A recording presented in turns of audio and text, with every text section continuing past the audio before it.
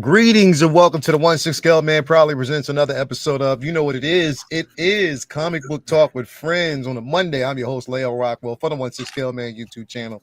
Do me a favor, hit the like button, subscribe to the channel, hit that bell notification so you're always up to date as to what we got going on over here on the channel. And we got some things that we're going to definitely talk about tonight, man. It's definitely worth talking about. Got a few of y'all in here. Everybody's actually coming through. I definitely have this incredible panel here with me, man. So we got some things we're gonna be discussing tonight. Some things that's gonna keep the ball rolling, of course. Hope you guys actually had a great weekend. Definitely hope you had a good weekend. I hope you had a good Thanksgiving last week as well. I did. And then carried it over to the weekend. We had the martial arts con over there at Vinny's crib. And of course, Amber made some of them cookies, man. I got me some of them cookies. Definitely. I took like the whole damn bowl. You already know how that goes now, man. So definitely excited about that. But yeah, man, thank you guys for being here. I'm definitely not by myself, man. We got all these cats in here, man. Starting off with, you already know what it is. Prop Wiz, baby. Prop Wiz, baby. What's going on? What's up, y'all? Man? Yeah, man. Just out here living our lives, man, signing autographs and whatnot, man. Life has changed since I've been on the 1-6 Scale Man show on Say What Wednesdays and Comic Book Talk with Friends, man. People be grabbing me, tapping me on my shoulder, asking for autographs and whatnot, man. Yeah, Negro, we all know you. They be tapping me on my shoulder, be yo, Leo. It's like, nah, bro, it's the other bearded dude. But listen, man, glad to be here. Y'all done heard it all week, dog. I think it's 3 weeks now. 3 weeks I've been talking about it. What? But I got that bat wing, son. Did you take it out the box? Yeah, I just took it out the box, yo. I just took it out the box, man. And it's that thing is so dope, man. It's not for the weak, bro. It sounds like I'm like hating and telling people not to get it if you get the opportunity, but you gotta really, really, really know that you got the space, man.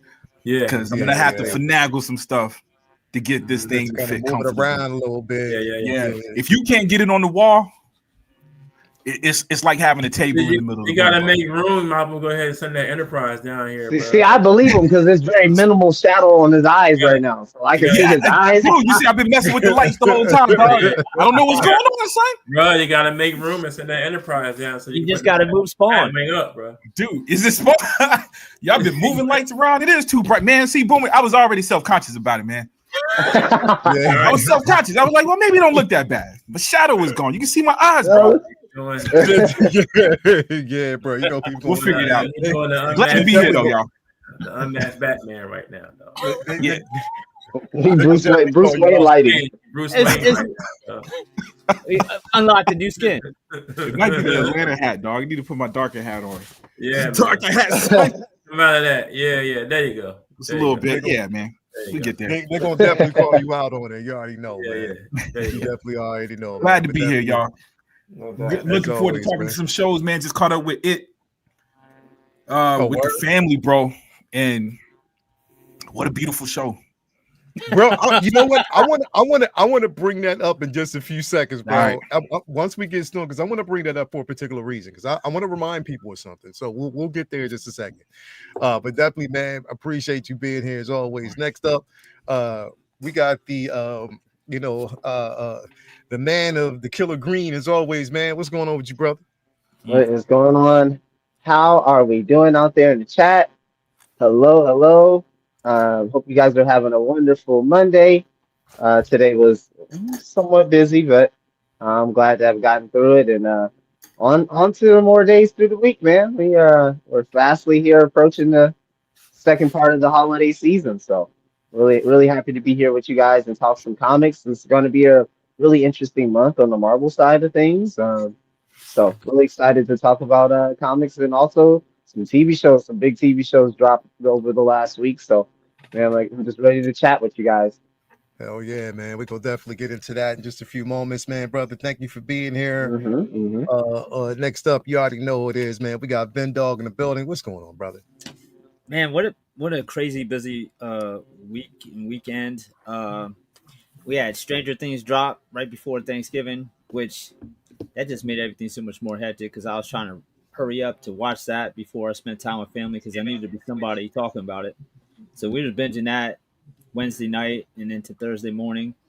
had Thanksgiving with family. Thanksgiving night, there was a family birthday party that we went to, and then Friday was family up from North Carolina, so we was doing stuff at Chocolate World and dinners, and then Saturday we had martial arts marathons, and then on top of all that, I'm prepping for GalaxyCon Columbus next weekend, so I'm excited for that. So I'm running to the printers, getting stuff ready for that, and then on top of all that, I'm always the oddball in this 1/6 scale man world with you fine gentlemen, because I'm more comic book focused than 1/6 figure focused. But I put a Doctor Doom diorama together for the 1/6 Doom I picked up. I saw And that. That was dope. man, that shit was so much fun. It was so much fun. I spent the past few months like getting like things here and there together for it, and Yeah. I just finally like posted it the other day and got that up there. But man, that was so much work. It was like I just had so much fun with it. That's like a dollhouse chimney I spray glued driveway gravel to, then painted orange. That's a Johnny Storm head that I Yeah. put the fiber optic slice from the chimney in, and like I got Sue and Reed That's as in the a track box. ball, Yeah. like got Cerebro and Daredevil's clubs and Cap Shield and Scarlet, which is Agamotto, Ultron's head, and just a lot of customization. Got carpets, got a custom display case. Just try to go all out for it because I love Doctor Doom so much. So I wanted to do something really fun and do a trophy room for him. The Surfer was crazy because I was like from a McFarlane one that I had to like. That's Odin's throne, right? That's Odin's throne from It's Odin's throne. Yep. Yeah. And see, Doctor Doom's all the thrones out there was like a 112 thrones. And Yeah, the small I tried to one. get somebody to make a 1/6, but then I realized I didn't really even love that 112 throne that much. So I was like, Mhm. why wouldn't I make it where the throne is a trophy too? So I got Odin's throne Mhm. and put that on there, and then just went with the column, spray painted the columns gold. I even had to change the pole for the Doom banner so that way it would fit in the and just had so much fun like customizing stuff and changing everything to try to make it work. I got dollhouse lights for inside there. I got like a 1/6 Excalibur sword, and there's the Soul Sword and Necro Sword and Namor staff, and there's just like more you look, there's like more shit, more and more shit. You see Cosmic Cube, Infinity Gauntlet, Ultimate Nullifers, like so much cool shit in there. So it's been fun hearing people talk about different things that they like about it or that they didn't like about it. Everybody has fun 2 cents to add in. There's a few people who are mad I have nothing from Hulk in there, but what are you gonna get from Hulk? Some like ripped up pants? That's kind of suspect. Somebody was like, well, you could put Hulk hands in there. Everybody had Hulk hands. I'm like, man, that's gonna be like the whole damn box is gonna be a big pair of hands. Like, what are y'all talking? Yeah, But you know how it goes. Everybody gotta have something to say, right?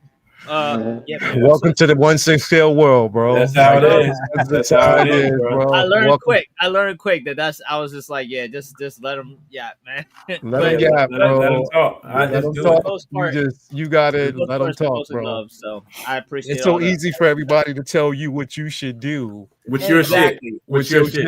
You know what I Come on, mean? bro. Ain't that crazy? It's Yeah, like bro. you guys can get this stuff too. Like, go for it. You do it. Yeah, Yeah. go spend your money. Go spend your money. Leave mine alone. Yeah. Yeah, go. You know, you can. You know, you got a couple dollars. I'm pretty sure. And if you don't, then get your bread up. Yeah, why are you even here? Yeah, what's the point? I mean, at the end of the Yeah, day, so what's I had the a lot point? of fun with that. So definitely good to catch back up with y'all, and we'll be talking some comics. There's like so much stuff dropping. Like Pluribus are caught up on. Welcome to Derry, that we'll probably get into a little bit later. So there's just a lot of good stuff out there. Almost like not enough time for all the things that is Yeah. going on right now, which is, I guess, a good problem to have. Better than nothing going on. So Hell yeah, man, definitely, bro. A lot of good stuff that we gonna definitely talk about here in just a few moments, man. So definitely, thank you for being here. Last but not least, man, we got Ayo Jedi Kid, man. My bad, bro. My bad. My Sorry. bad, bro. My Sorry bad, about that. man. Look, about bro. Not every Eagles gotta have their day too, bro. My bad, bro. Oh, I'm good. I still love my birds, man. I'm good. I'm good. I'm good. Oh I'm yeah, good. yeah. No, I'm straight. But Straight, bro. My bad. bro, the family Thanksgiving was crazy, dog. I had Yeah. sisters, cousins. My brother came into town. My brother-in-law. I had a house full of people.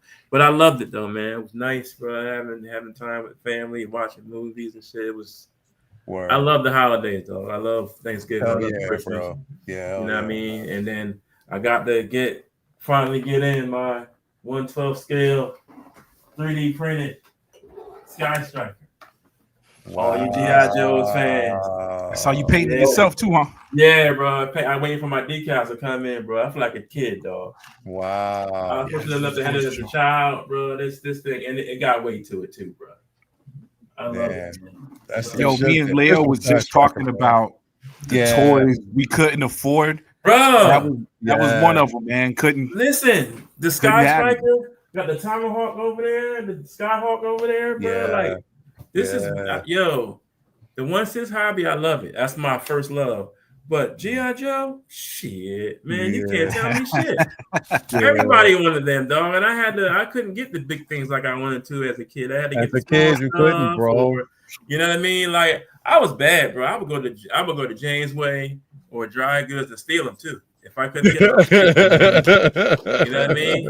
I would steal them. You know, don't do that, kids. It's bad. But I would. Yo, at the end of the episode when they were preaching the morals, right? I skipped that part. yeah, they ain't talking to me. No one is half the battle. Hey, that's for the good kids. Yeah, bro. That's for the good kids. But yeah, man, that's the first time Jay, bro. Hey, yo, Vinny, it's the first time Jay realized what my bad meant. Yeah. As soon as the episode came, he was like, for sure, my bad. Yeah, oh my bad, bro. I'm sorry. My bad, Duke. My bad, Duke. My bad, Scarlett. Yeah. My bad, Roadblock. Pops couldn't get it, so I had to go get it myself. I had to take it from Dry Goods. Nah, but this takes you back, bro. Like I appreciate the hobby so much, bro, because it's like with so much going on in the world today, bro, all this bullshit going on, bro. It's good to have outlets like this and hobbies like this to just fucking unwind and fucking cut everything else off for a couple minutes, dog. Yeah, you know? Yeah, definitely, bro. It's we were talking about that, like just how you have the stuff that you get now and couldn't afford it as a kid. You think about back as a kid how you had to improvise, bro. You know what I mean? Like you improvise with some of the things that you couldn't get. You know what I mean? Like, you understood. I got a G.I. Joe aircraft carrier in my garage. Yeah. We couldn't afford that as a kid. As what? I couldn't. In the 80s? I couldn't. That thing was $300. I definitely couldn't.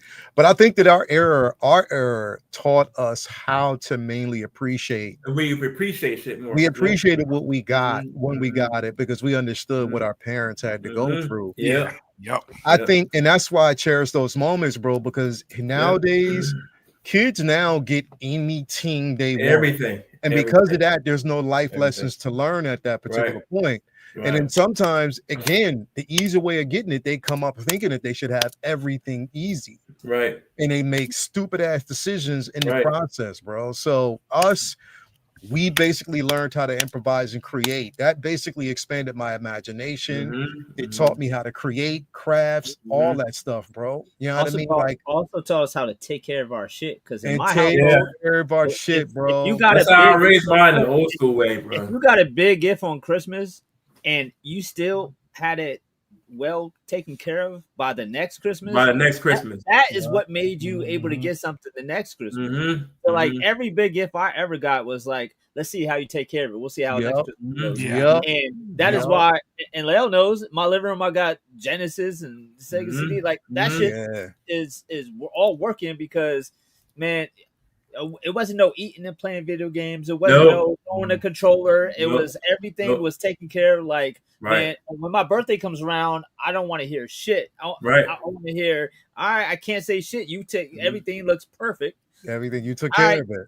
Bro, this gets throughout the year shit. What the fuck is that? Nah, bro, I still have every console from the first Nintendo Yeah. Up to now, I just was like that with my stuff. Yeah. When my parents got us a video game shit, we appreciated that shit because like, yo, Hell yeah.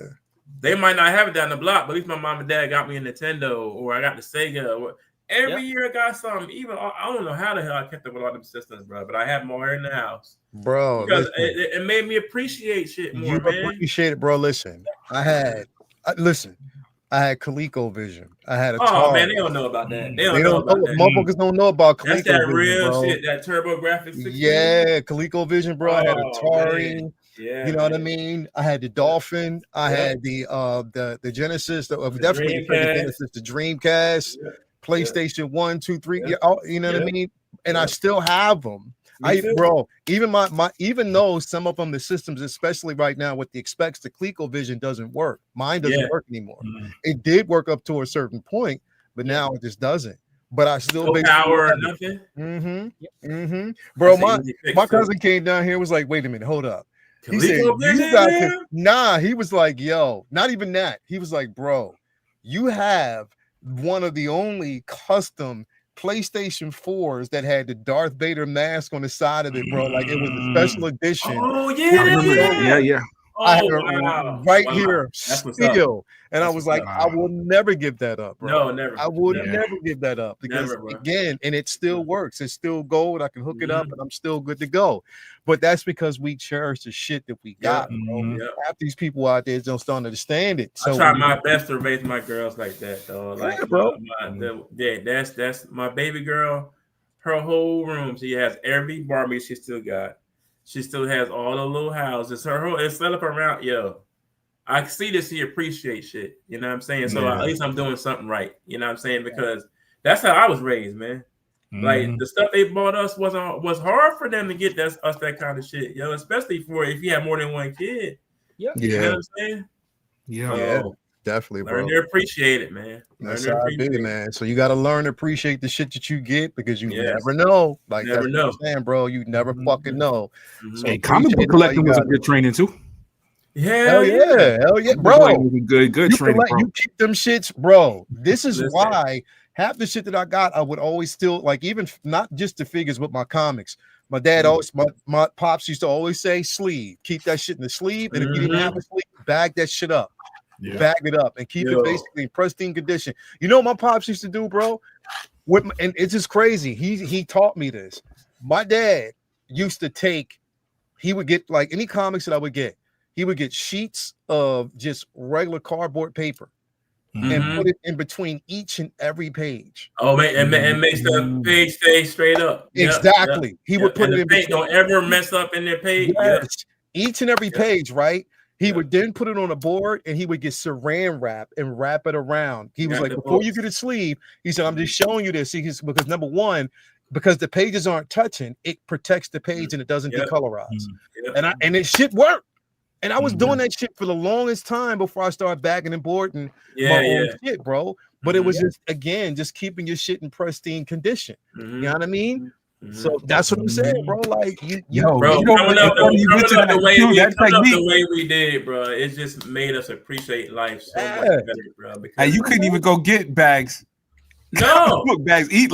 Until you just mentioned it, it was like, dude, it wasn't something you just went and got. Yo, you had to save up. That was a whole other purchase, bro. The bag and boarding hit us in like what, the 70s, 80s bag and boarding. It hit me mid 80s, bro. Mid 80s, 90s. That was for rich kids with buying. We weren't doing that. Because on top of that, we didn't have like locally in certain, even and locally we didn't have comic shops locally within the area. Right. We had to travel to go get that shit, bro. Or if you went to like your 7-Eleven, if you went to, you know what I mean, all these particular spots, you had particular spots where you would go to get your comics. You know what I mean? And then on top of that, the problem was at that time, you would get the comics. You wasn't lucky enough to go back and see that next issue there because sometimes they wouldn't get it.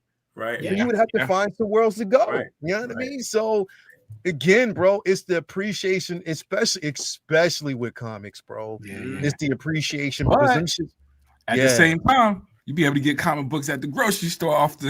You be able to find comic books in places you get that. I need more. IGA used to have them doing in the front. Grocery stores they don't sell physical media books or nothing anymore. Nothing. It's hard. All they sell- sell is they like sell magazines and like People magazines and Yeah. stuff like that. The tabloids, But like but the not the no comic books, the bro. practice of trade paperbacks as far as comics, that shit dead as fuck. Yeah. Yeah, All interesting. right, Aaron. Oh, Ghetto Yoda said the flea market. Yeah, the flea markets used to be banging. Flea Yo. market, yeah, Yeah, Cowtown, them young Cowtown in niggas Jersey, Cowtown The in industry Jersey. wonders why there's not new readers, and they're struggling so much to get new readers in. But in order to become a new reader, you pretty much have to walk into a comic book shop. Like, you know how intimidating it is for somebody Right. who's never fucking picked up a Right, comic. right. Yeah. They think they're gonna get judged, and Yeah. it's so much. It was so much easier back in our day where you could just Warden Books and Borders Right. and all Yeah. those things, you just had them there, or 7-Eleven, you had a spinner rack, and then it wasn't. And now I know they're trying, like they got the Dollar Trees with like the Batman Eternal, like this, that, and the third, but those are Yeah, old issues Old that issues like and they won't next reprinted. time have number 2. It's Right. just random fucking issues that Yeah. if you get that issue when you finish it, you don't even know what to do now. With So the like second- it's not right. monthly comics that they're keeping in stock. Mhm. That is how you get new readers. You just have a kid just see, oh, that's a cool Spider-Man on that cover, and they Mhm. pick it up. And even if it's 323 like it was for me, I don't care. Next week I want next month I want 324, and I'm gonna make sure I come back here. Yeah. And then now I'm reading, now I'm collecting. Like See, That- that's the difference, Vinny. What you speak of is I've seen it. Is I can go into a store, right, or like one of these like little pop culture stores, and I can collect damn near 5 volumes of One Piece. yeah. I will never be able to find an issue of anything current. Mm-mm. That's No. true. That's true. It's No, tough. especially 'cause if I'm on a pop shop like that, it's hard. They don't do subscriptions like that like they used to, bro. Nah, yeah, bro. it's tough because they always it's like they have it in their head the only way to get new readers is to reboot a number 1, but it's like nah, that's not the issue. The issue is put comics in front of kids' face because kids don't consume media the way adults do.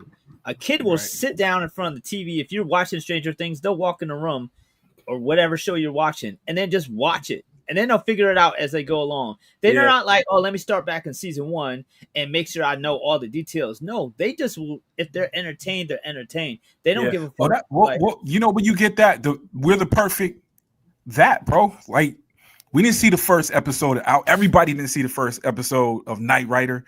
Like, some of these shows didn't become Bro, popular until hold on, after. Think about that. Think I about did. that. When we watched Knight Rider, Yeah, it was just I saw on. Knight Rider.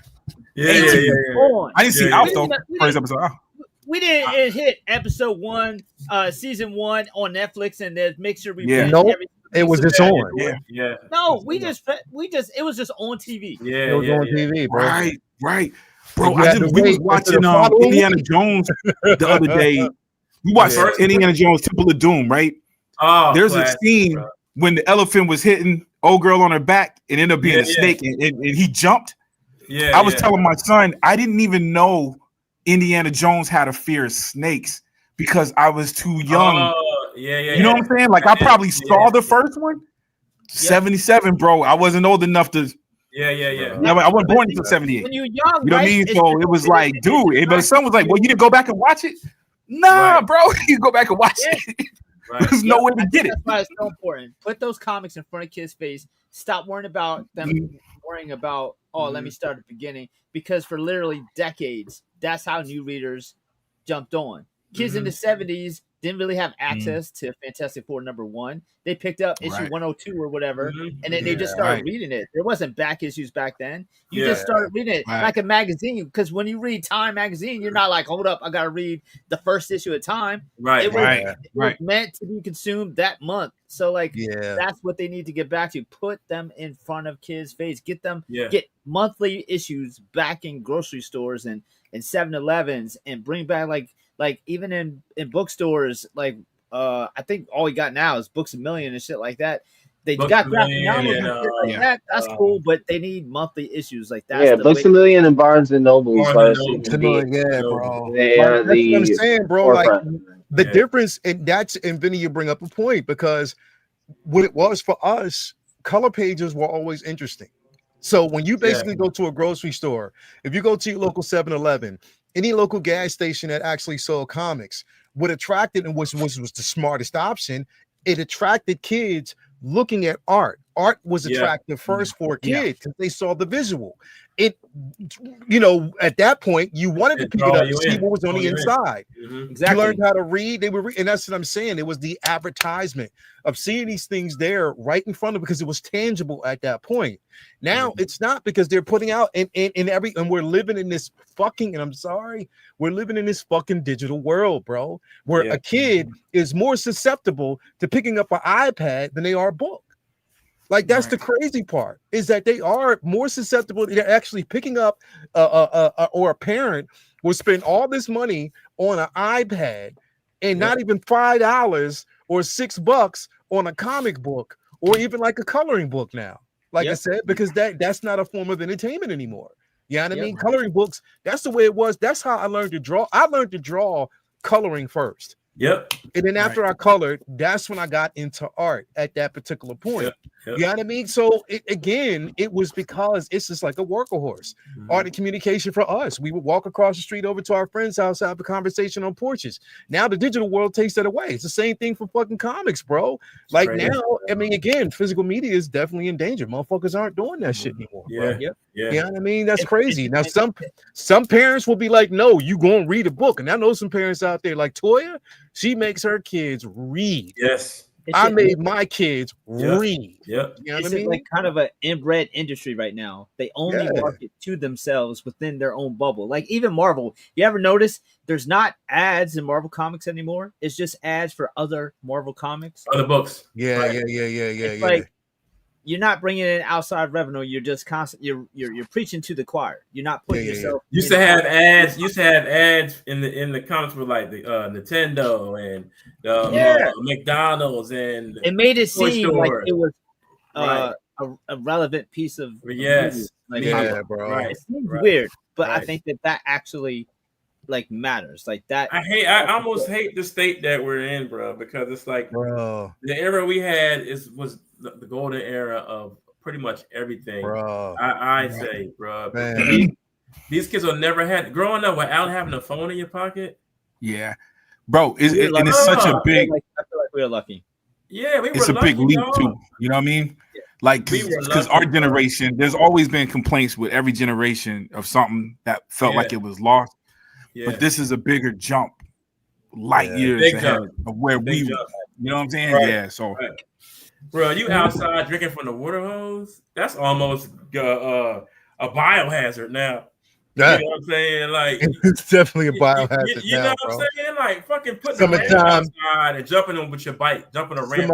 Summertime gating the hydrant, bro, and just getting out there when it's too hot, just running through that shit till the cops came and turned that shit off, bro. Like, motherfuckers don't like straight up. It's just not the same, bro. I used to drink out of the water hose from other people's houses, like wherever we stopped. Me too. Bro, I used to have to walk like 45 minutes, almost 30 minutes to 45 minutes over my girl's house just to squeeze some booty and then leave. Oh, you mean you didn't have Uber? No. Wow. Bro, I used to literally, bro, but sitting on the porch just to sit down and just have a conversation, bro. But that's what I'm saying, the art community. And bro, we used to love it. Like, we would read comics. Like us, the group and cats that would read comics, we would come to school like maybe the next Monday, be like, yo, did you read such and such? Or we would have those conversations back and forth. Or sometimes we would walk, just to see if like whatever issues were out. Yeah. You know what I mean? Yeah, man. People, bro, the frustration part about it is that's taken away. Saturday morning cartoons are taken away. That was the biggest hit to our kids. Was getting rid of Saturday morning cartoons. That was the biggest hit. Like Saturday morning cartoons, leaving after you basically, my guy, boo, tease, squeeze, and flee. Yeah.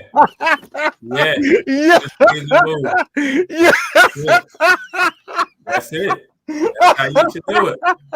I'll take that too. Take that too. That walk, bro.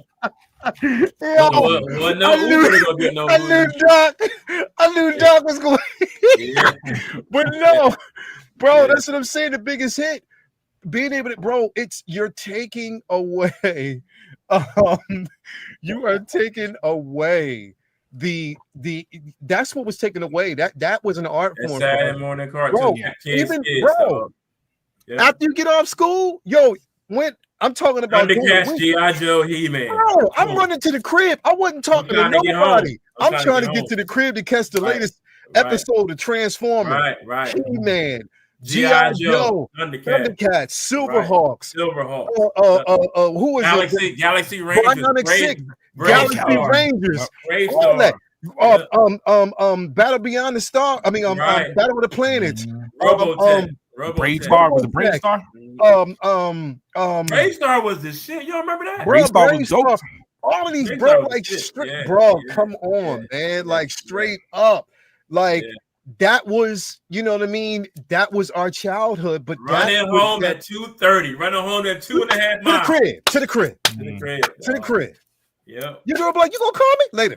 To the Right. crib, bro. I'm just going to the crib. I just need to watch Right. what I need to watch, bro. Right. And then on Friday, bro, that Fridays, you get home 2:00 or whatever, Yeah. 2:30, 3:00, you watching all your shit. Do Yeah. whatever you need to do. I used to get all my homework done because I can have the weekend to myself. Yeah. By that night, what do we have? I mean, Miami Vice. bro, Miami Vice. we had that too, but we had Dukes of Hazzard. We had Oh yeah, Dukes of Hazzard. Yeah. we yeah, had yeah. all those shows that used to Yeah. basically come on, and Yeah. then you was, and the most enticing thing, bro, for us was when school started. Right, when the school year started, the month of August, what would they always do? They would always preview the new cartoons that would come Yeah. on every Yep. Saturday. The last So week you of knew August. what was basically coming on, bro. Last like, week it of was- August. Get up on Saturday morning, get you a big ass bowl of Captain cereal. Crunch or whatever cereal you All wanted. the night. Sit in all front the of that cereal, bro, and it was all love. You know And what, Like, man? bro, we had Change, that bro. whole way until Kung Fu Theater at 12 o'clock noon. 12 o'clock. Theater. Monster, Yo, bro, Fu that Kung Fu Theater, bro, Yeah. you had like, oh, bro. Our Like, Deadly Venom. Charles Scope, Charles Scope, baby, Charles Scope. mhm. Oh man, bro! mhm. Like these kids will not. I hate that they took Saturday morning cartoons away, bro. I really do, dog. Like, Yo, you know what? When you mention it, ain't just it's the Saturday Reading morning cartoon, Rainbow, but all you know that what? It was even during the week, like you said. It's crazy because we had the Night Riders, we had the stuff that was obvious for us or obvious stuff. Yeah. But you Yeah. think about the MacGyvers and MacGyver, right? Quantum right. Leaps, Yeah, and, Quantum Leap, Quantum you know what I'm Leap. saying? You had shows that everybody watched, Muppet bro. Baby. Yeah. Yeah, bro. You know what I'm saying?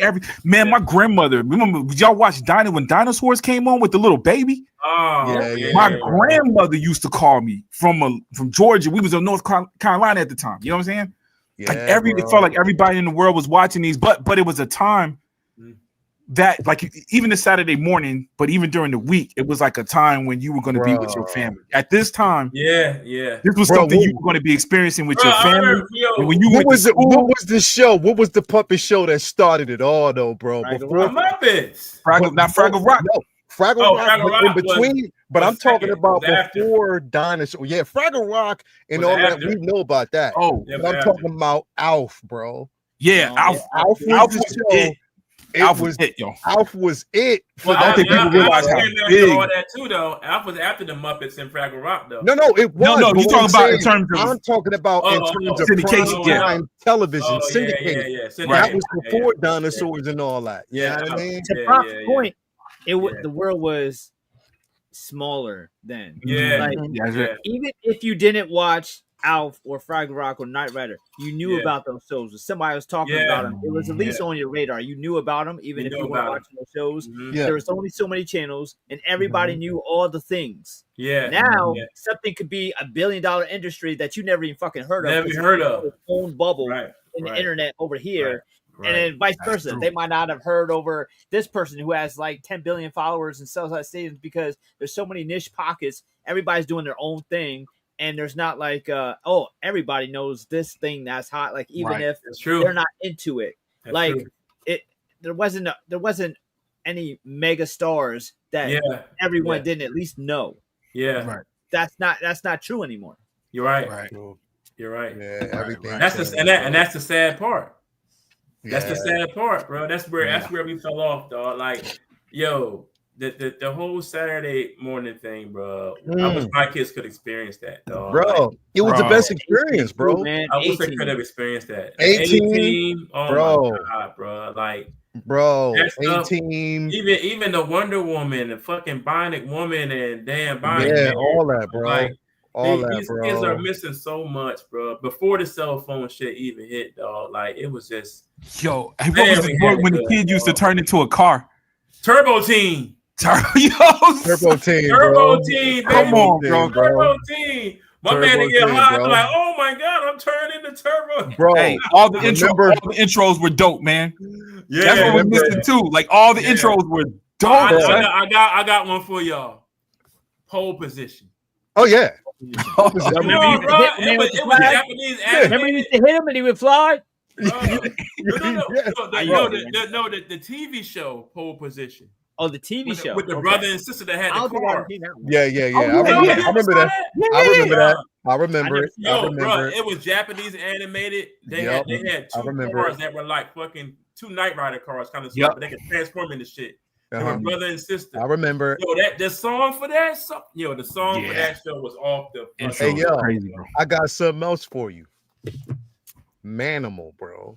Oh, y'all Oh, know yeah. about that. Oh my lord, bro. That, bro. Yeah. My man turned that Black Panther. It's over, bro. Bro, You turn that fucking Black Panther. Bro. You better run, motherfucker. You better run. Manimal, bro. Oh. Beastmaster back in the day, bro. Beastmaster, Like all of Manimal. these, Yo, bro. Yeah. This is what I'm saying. And remember, Benny, remember this one? The Misfits of Science. bro. oh my Oh, god. yeah. Yo, my boy that played the That Predator. played the Predator, bro. Yeah. The Yeah, test yeah, the yeah. back of his neck and shrink. Yeah. yeah. Right. Yeah, bro. Well, hold up.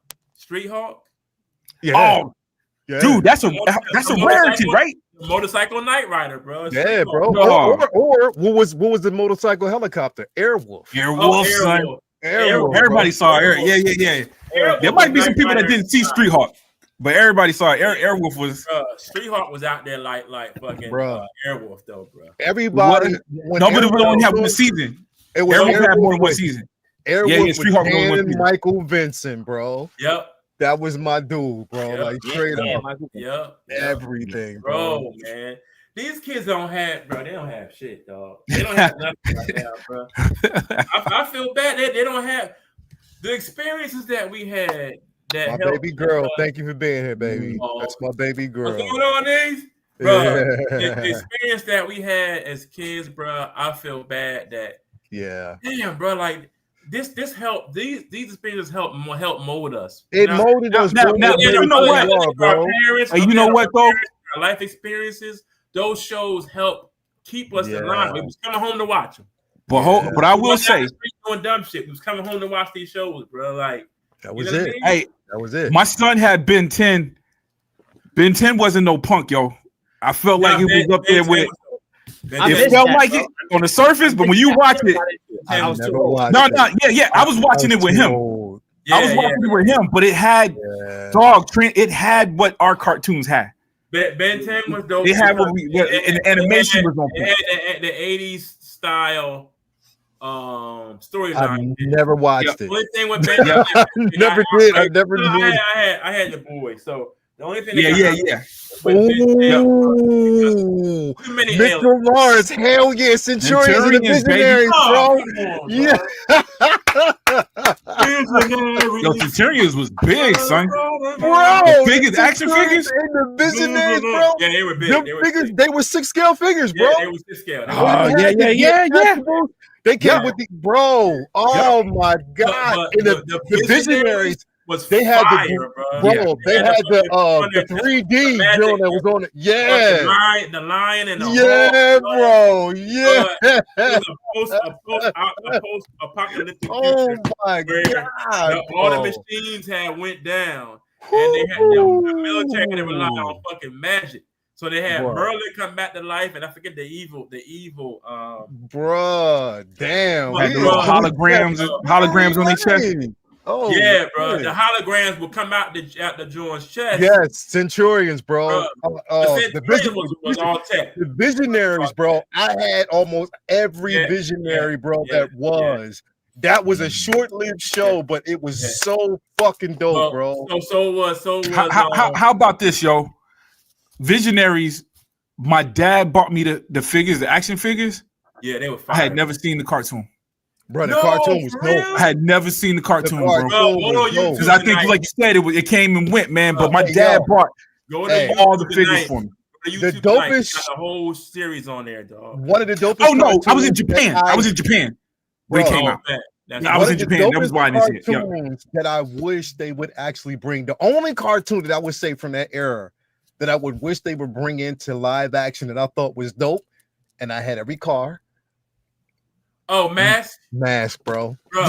Oh. Mask, You bro. said- You said car. I knew. Make Every a movie, car, wasn't bro. it? Yo, Matt, Matt, They have never made a Tracker, movie. bro. They have never done a redo of it. But No, man, somebody had the rights to. They had been they had talked about I it a few wish years they back. would. I wish they would, bro. They just I redid the wish they vehicles. would. They redid the toys. Maybe Bro. last year. Do you know how dope that shit would Yo, be yeah. if somebody Matt did that? Tracker I with saw that the toys came back Camaro, out. Yep, the toy. They did release toys. Matt Tracker, dog. That motherfucker was a Bruce Wayne. Yeah, He was a bro. Bruce Wayne, dog. Matt Tracker was rich Bruh. out of Oh. his mind. You don't Started understand, a crime fighting team with the U.S. so they can go after Bruh. Venom, bro. Mm. Yo, bro. You know what? already If you know. think You about ever that saw- toy you ever saw line, Mask? You that ever saw- toy line guaranteed you had a vehicle, right? Because Yep. they weren't selling the figures by itself. It was a vehicle to have with a vehicle. a figure. Yep. Yeah, hell And yeah, then they man. had the one that came with two was the track and trailer. The truck came Ah, right. with the bald-headed boy and the Chinese dude. They came with the truck. Mm. Bro, okay, and you know Uncle Ben is dropping some knowledge. He said $20 bomb. Thank you for that. He said Saturday morning cartoons, Johnny Quest, Super Johnny Friends, Quest. Oh, Johnny. Derek Anderson's Fireball, XLP, Yeah. XL5, Yeah. the Oh, the Thunderbird, Herculoids. Stingray, the Herculoids. Herculoids, Thunderbird. Lost in Space, and Zorro, bro. Yo, Come on, Yeah. man. Lost in Space Saturday stayed in morning. rotation back. Stayed in rotation. Rotation, Stayed in constant Stayed in rotation, rotation, bro. bro. It was on TBS Constant out here, rotation, man. bro. Stayed in Yo, I'm rotation, telling bro. you. And Yo, then that was part of this. That was part of the Saturday morning because you would watch the cartoons, kung fu flicks, and at some point they'd be showing reruns, old stuff. You got to turn between Channel 6, which is ABC, Channel 3 is NBC, and Channel 10 was CBS. So you Which had I to know go about. between the three. which I know about the Pirates of Darkwater. Bro. Oh, come on, bro. Yo, They had a dope ass Yeah. theme song, too. Yeah, Yep, yep, you yep. know about the Pirates of He was, trying to Darkwater. find, he was trying to find his dad. He was trying to find Jason. His name was Jason. He was trying to find his dad. Bionic Six. bro. Bionic Bionic Six. Bionic Six. Bro. And you were talking about earlier, you were talking about Galaxy Rangers.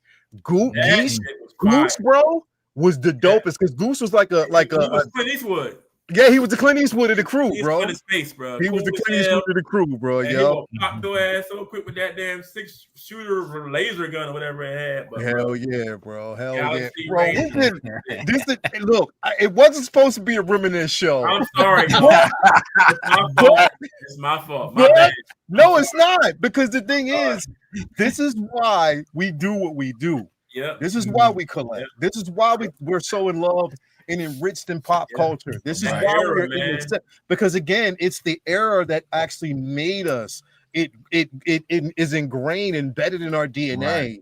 for these particular things. But And it's this is also what this- why we get so upset and angry when they fuck it up. yeah, bro. Yeah. You know what I'm saying? Yeah. But we knew what But we how- grew up with and what we were. But how do raised you with. get Yeah. that right though? You know what I mean? Like even the new He-Man, I'm gonna watch whatever they drop. You know what I'm saying? I'm But it's scared, like bro. I'm in my scared, mind, bro. no, but in my mind, I'm scared. if I had to be fair to him, like how do you bring that to live action? You know what I'm saying? Well, Beastmaster Something was that was- coming, and they did the same thing, brought that to live action. You know what I mean? Times. Yeah. Because you can make it too serious. Right. You right. don't even know what tone do you strike because it's something Right. magical, bro. Think Like about y'all was it. talking Yeah, about the little we remember you it. gotta be Like, that, we be that remember it middle more tone. serious than it was. When you go back and watch it, Exactly. it's like it's super campy. And if they did that on screen, it would be Right. true material, but it would piss people off. It would be now. I tell you what, I like what you said, Vinny. The Voltron on Netflix, Fire. they bridged, and maybe He-Man. I gotta kind of rewatch He-Man, but Yeah. Voltron accomplished this thing where they delivered something that was how it was when we watched it. Yeah. But when I go back and watch it, it was like, nah, it's like this feels more like what I saw than what I actually saw. You know what I'm saying? The For a new movie one to capture that is difficult. When you got characters that's joking, or like G.I. Joe, when you got Right. tidbits at the end of a show, Right. Yeah, like how do you capture? Because all of that made you love it. You know what I'm saying? Yeah. And then there's been so much that's replicated. There's been movies. Top Gun replicated a little bit of G.I. Joe, or you got this movie that took. You know what I mean? So you've had movies where it almost feel like a G.I. Joe movie now would be mimicking years of stuff that copied it. You know what I'm saying? Or took inspiration from it. So yeah. Man, the 80s, bro, Nothing like it, bro. The problem is when they take a kid show and they make it live action, and they got to serve two different masters. They got to please children, and they got to please us. Now the children might watch it, and it might be just like the kids shows that we grew up with, and the kids might be like, "This is the dopest thing." But whose voice are you going to hear? A 6-year-old who just fucking loved what they just seen, or 40-year-old us bitching because it's too silly? Yeah, that's where they run into the bullshit, because it's very hard to balance that, especially a show like He-Man. That, like, if you go watch now, it has all the coolest shit in the whole fucking world, but at the same time, all the corniest shit in the whole fucking world. And we remember it with nostalgia, those rose-colored glasses, because we were children at the time. It's the same fucking problem with Star Wars. What? See, I like He-Man, but the Netflix take on He-Man. Ewoks, but now we're 50 watching it, bitching about Ewoks because we're not 6 no more. But the thing that Netflix did about He-Man, and I think they did very well, is they balanced the seriousness and the lightheartedness from the cartoon, and they used it. Now the Netflix version was a little darker because that was Kevin Smith, the Kevin Smith one, right. They had Adam getting fucked up. You know what I mean? Yeah. But they had two different ones going. Like, why the fuck would you greenlit 2 different Masters of the Universe shows? That's smart. Right. Man, you know what, Jay? But they still captured the essence of the cartoon. They did. And they still had it. So it wasn't corny.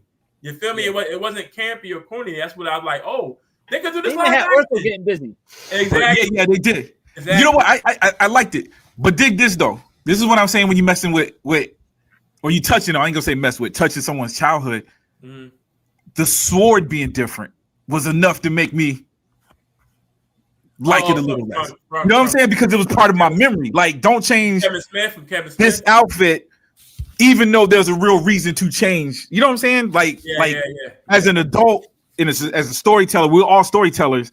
I get it. But then there's some things that was like, dude, that was just cool back then. How could you do a Knight Rider and change the car?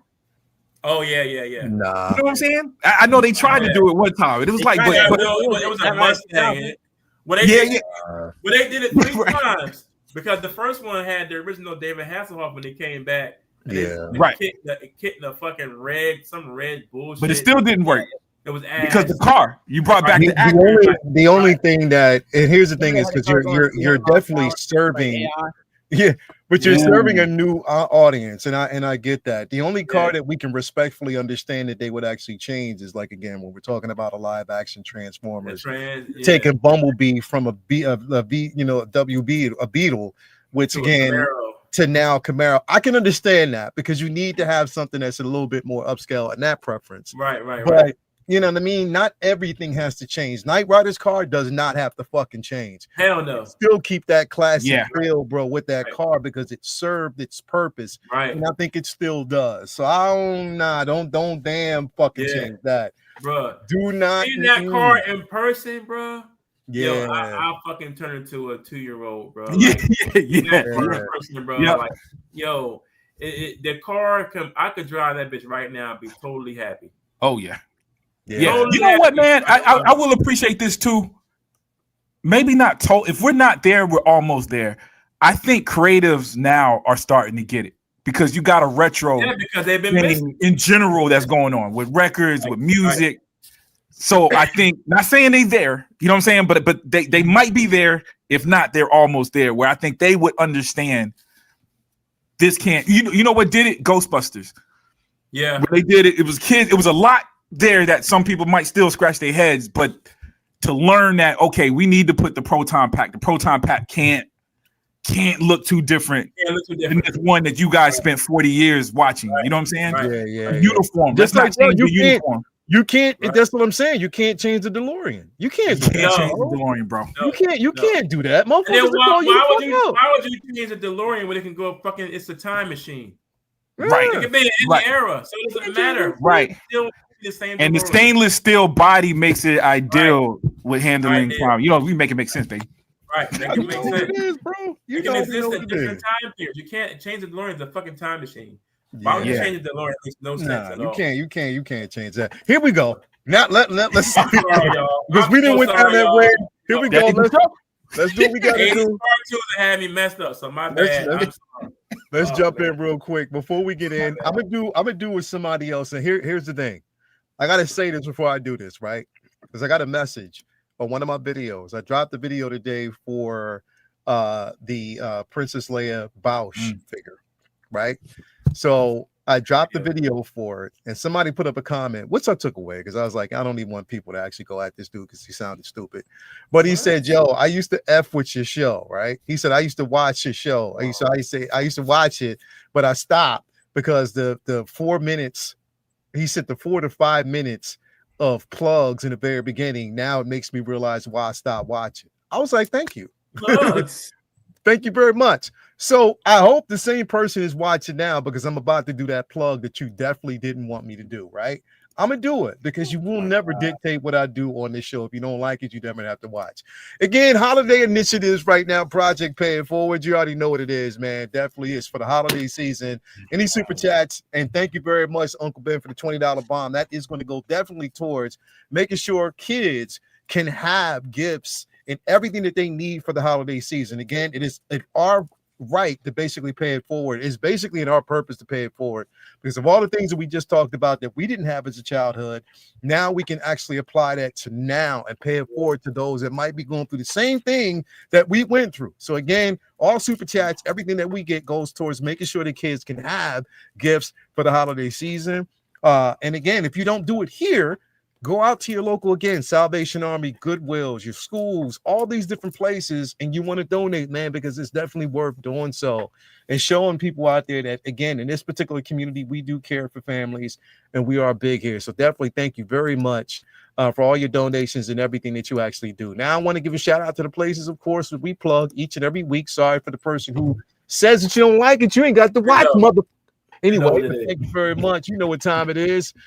Starting off with Vincent Dunn Art. You already know what it is, man. If you are looking for incredible art, you want to go to Vincent Dunn Art's Instagram page. If you go basically to his description, you actually can find a link to his store. Go in, shop all original art, Marvel, DC, Star Wars, Harry Potter, Lord of the Rings, anime, canvas prints, vinyl art, reverse glass painting, sketch, cover variants, stickers. On top of that, you might get some deals, on just pieces of art you might be looking for. On top of that, he does do some commission work as well. And again, especially basically coming up for the holiday season, you might find the key to the kingdom. Vinny, you want to let them know what's going on over there at the store, man? First of all, I want to thank you for listening to the suggestion box because we are definitely not at the top of the show. We're 50 minutes in, so my bad, y'all. We all went down that memory lane, baby. Yeah, I appreciate the shout out. As at all times, buy 2 get 1 free on all 11x14 regular size prints in the store. Christmas is coming up. Get some art. Makes a great gift for yourself or your friends. And new stuff coming to the site. I have a con this weekend that I'll be working on some new stuff for. Have a couple pieces I got to upload to the site as I get them print ready. And then so you'll be seeing an update soon. And not just geek art. I also offer like portraits, fine art, all that kind of stuff too. So if you need something that you don't see on the site, hit me up. I got you covered, and we'll keep it moving. We got to fit in that 4 to 5 minute window. So I'm gonna say thank you and move on. Peace. Definitely, man. Appreciate it. My baby's in the building. Coco Tula, thank you for being here, brother. As always, baby. So good to see you here as well. Yeah, man. If y'all are looking forward, make sure you head over there to Vincent Dunn Art to get all that you need to proceed. Also, want to give a shout out to my man. You already know who it is, the one and only Ray. over there at Underground Figures, man. Again, if you were looking for the latest and greatest, no NRD shipping and handling is definitely reasonable. Sign up for that newsletter so you're always up to date as to when your figure's going to arrive, a new figure's being revealed. On top of that, create yourself an account because you never know when there might be free shipping or a discount code on the figure choice. He will definitely take care of you as always. Also, we want to give a shout out to my man Ray over there at Hawk Wars Toys. It's Hawk Wars Ray, always coming through with the goodness, proud sponsor of the everything that we got going on the Figure Flex Friday Facebook group. On top of that, your one-stop shop for in-art collectibles. Again, you get a nice little care package at Figure Comic Book Stickers. Hit him up and he'll definitely take care of you as he always does. Also, we want to give a shout out to my man Brian Wong over there at Module Case Module Space. Again, it's not just about I got the mono, but you can get a display option of your choice. Hit him up. He'll definitely take care of you as always. He's good for it. Also, we want to give a shout out to my man. You already know what it is, Jacob over there at Comic Relief Comic Collectors, man. If you're looking for not just figures, but also comics as well, source material, man, and what we talk about on the show. Get it, hit him up, especially Comic Book Wednesday. He has a new location. If you actually go to his page, you can find out where that's at. Hit him up and he'll definitely take care of you. Last but not least, got to give a shout out to our girl, my sister, Tina Cruz over there on Instagram and Facebook group. That's El Deluvio. Definitely, if you want to take your figure experience from here to there, she'll definitely take care of you as she always does. So definitely want to jump in. And right off the top, I know this was basically supposed to be the main topic of the show, but I wanted to kind of talk about this now since we are definitely in this space. So in case y'all do not know and you're not basically up to it, Tatiana Maslany had a lot to say, and as far as that a rumor is, and I want to basically say what the current rumor is right now is that she has said and specified that she no longer wants anything to do with Disney and the She-Hulk character. So everything that's basically been going on with her between Disney and her with the whole Jimmy Kimmel situation that went down, and when she was basically telling people to unsubscribe from Disney Plus. She was like, unsubscribe, especially if they want to basically adhere to like fascist personalities and stuff like that, and opening back and forth. And apparently, now all things could be rumors, but at the same time, knowing her personality and how she is right now, she has like I don't give an F personality at this particular point, and says that she really isn't interested in playing a character anymore. And from what they're saying is that either they'll basically remove, because again, the character was supposed to be in Secret Wars. They were talking about bringing her in. I think it was even they talked about bringing her in for Secret Wars. Secret Wars, yeah. Yeah.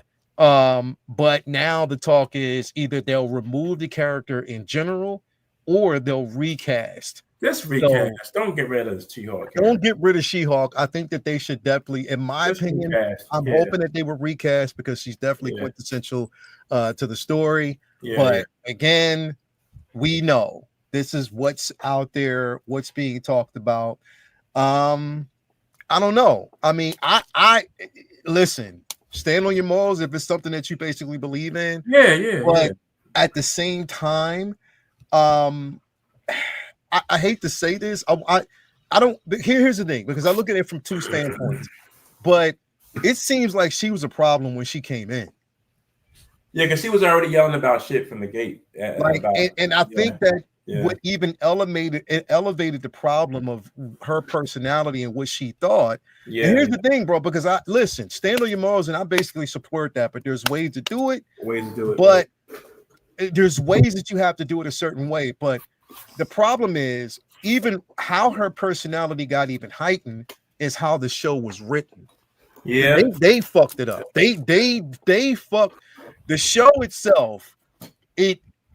All you did was spark the flame even more. And because didn't she admit the show she didn't like how it was written? Right, the show was bad to her. Right. I didn't hear that. I heard that she was basically at one point beefing with the writers, though.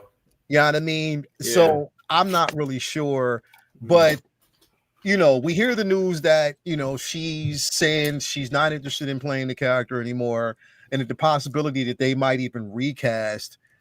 I don't know. Prop, you hear this shit, man. What you think? Yeah, man.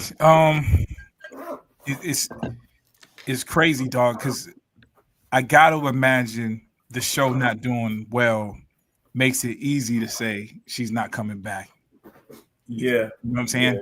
Yeah. And I enjoyed her, to be honest with you. I didn't think she did bad in the role. Just thought the show wasn't up to par, man. But again, I liked her. I don't know if I would miss her if they replaced her. You know what I'm saying? I don't know if she was that good, but along the same lines, I'm interested. I'm following because Oscar Isaac just recently said something similar. Mm-hmm. In fact, I haven't read her comments. I'm hearing it here for the first time, but Oscar Isaac was more direct, was like, yo, I'm not effing with Disney as long as they're on this path. You know what I'm saying? I would love to work with him again one day. You know what I'm saying? He made that clear. So I'm wondering how would they handle her differently than him?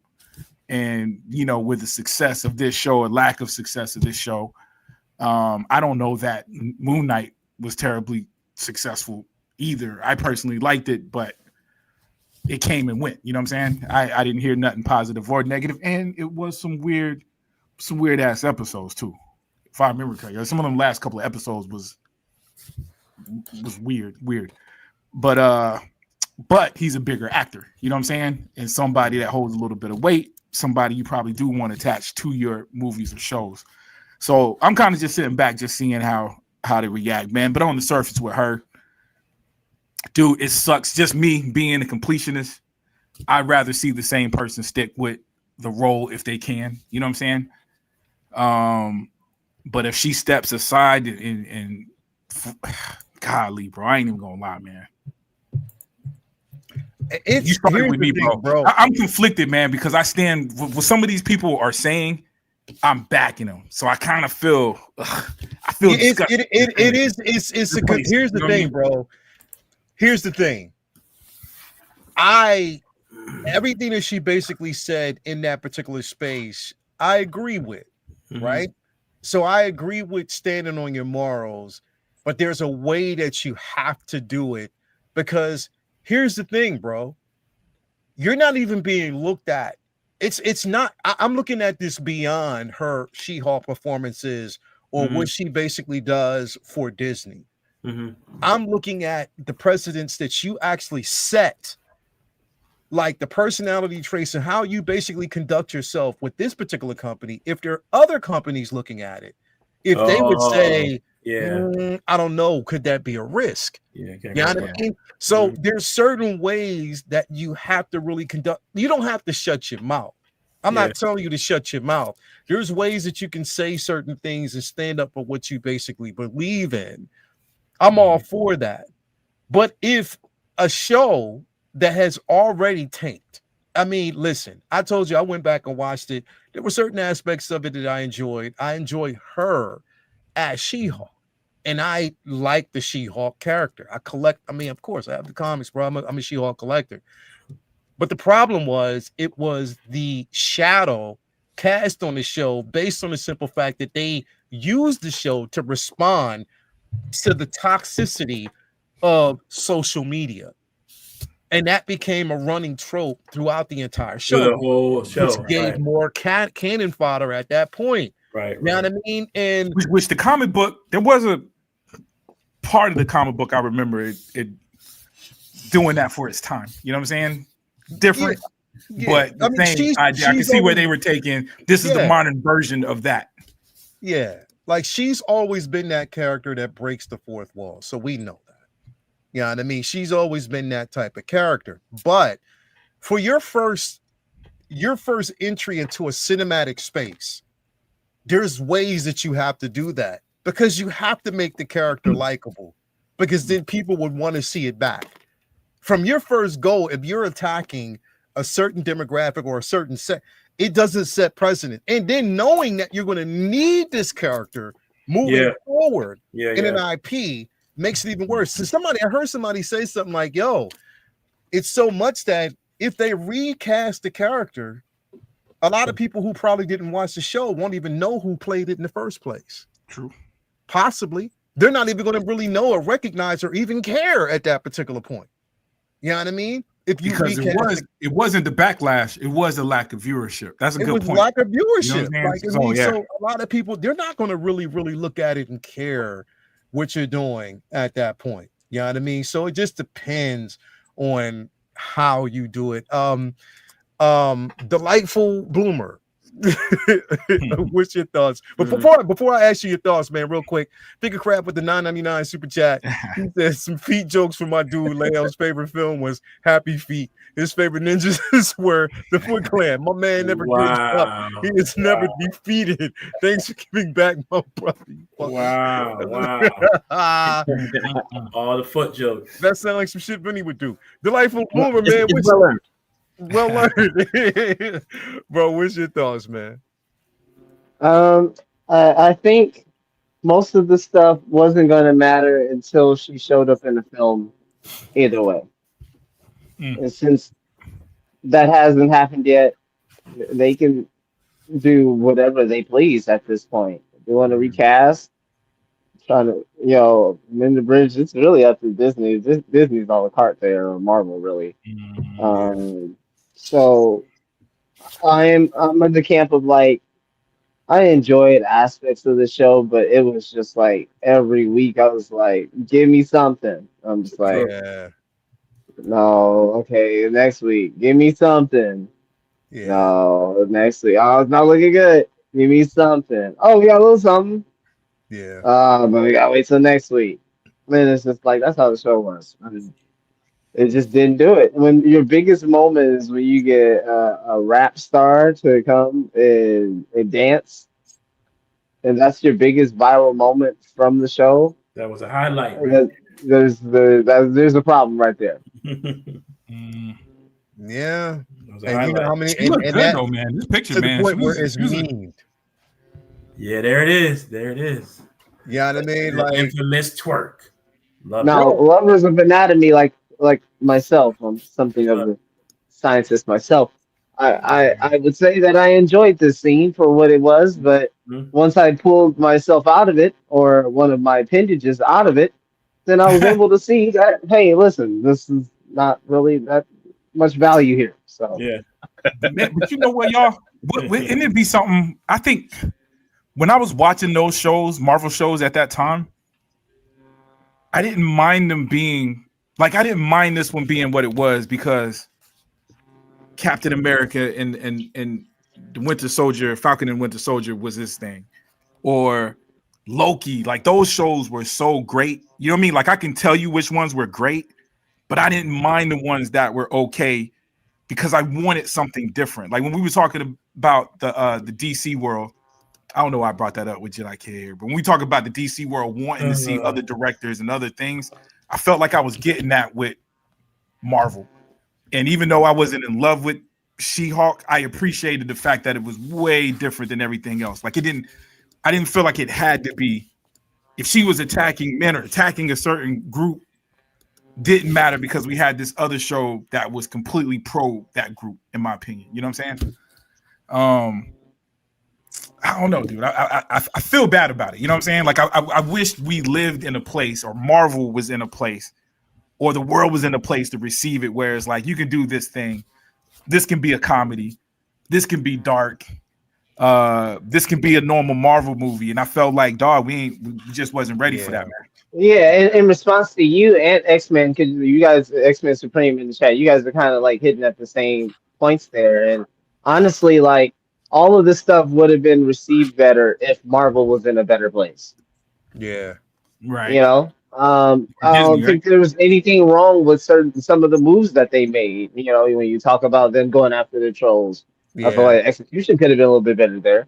Then, you know, or the twerking scene, like, you know, those are things that if we're up by 10, that's cool. Yeah. I don't want to see that shit when we down by 10. You know what I'm saying? Like that's kind of the feeling, you know. Like it's a guise that's kind of put on it at that particular point, bro, and it becomes it's tough, bro. Like it's tough. It's tough in this space because you again the success of the show mainly depends on the character, how well it's written, this, that, and the third. And like I said, bro, if it fails in the very beginning, if it doesn't capture a certain demographics, if we're already basically if it's already slated to fail based on viewership and what people think about it, it's rough. Like it becomes really rough in that particular space. And now her, Especially when you're like, trying to grow that with a yeah, show. bro, and And it's you're trying to only, just do the rollout into one show. Thing yeah, with I think about all the big MCU characters right now and the fan bases that they have, right? I'll yeah, just use this one, Wanda, right? Wanda yeah, has had in terms of the comic, the character has, Mhm. started off honestly, but then has really caught on, right? Especially Mhm. as of late. But in those middle years, she was kind of like bubbling, I would say, bubbling. She was not like no mid, like nobody knew her type shit. Yeah. She was yeah, using a lot of stuff. But I would say her popularity was bubbling, not like, your Batman, I mean your Spider-Mans of the world. So you take that into WandaVision with her already growing fan base from those movies, and then boom, you see how the success of WandaVision. It just felt like their approach to it didn't have enough like runway for the Mhm. character really to be seen, felt, and then really for the fan bases to be like cultivated and for people to ultimately be excited to see the show. yeah, Hey, you know That what, was the man? formula that was missing, I believe. Hey, I know I'm talking a lot on the subject. My bad, Vinny. I can see he's starting to do the villain No, talk. no, you're good. But yo, I really, really believe these shows, some of these shows being on Disney, did a disservice to some of these shows too. Because I didn't see the last episode of She-Hulk. I'm gonna tell you, I never did. Oh, thank God. I'm glad you did. Yeah, I never did. I think I heard about it. I think I watched maybe like the first 10 minutes, knew where it was going. Yeah, trash. But up until that point, I didn't think it was that bad. Like I've seen worse shows do way better it, on Netflix. it wasn't, put it this way, it definitely was not worse than Secret Invasion.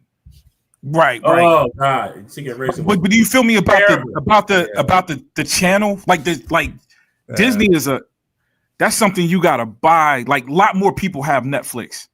Like I feel like it Bro. being exclusive because their goal, and that's the money thing too. Remember, their goal was to build up their streaming service. So that's what the reason why these Marvel shows was on there. And I really feel like these shows would have did better because I'm seeing, you know where I'm getting that from? I'm noticing that these shows are ending up on other channels. There's HBO shows that's ending up on Netflix.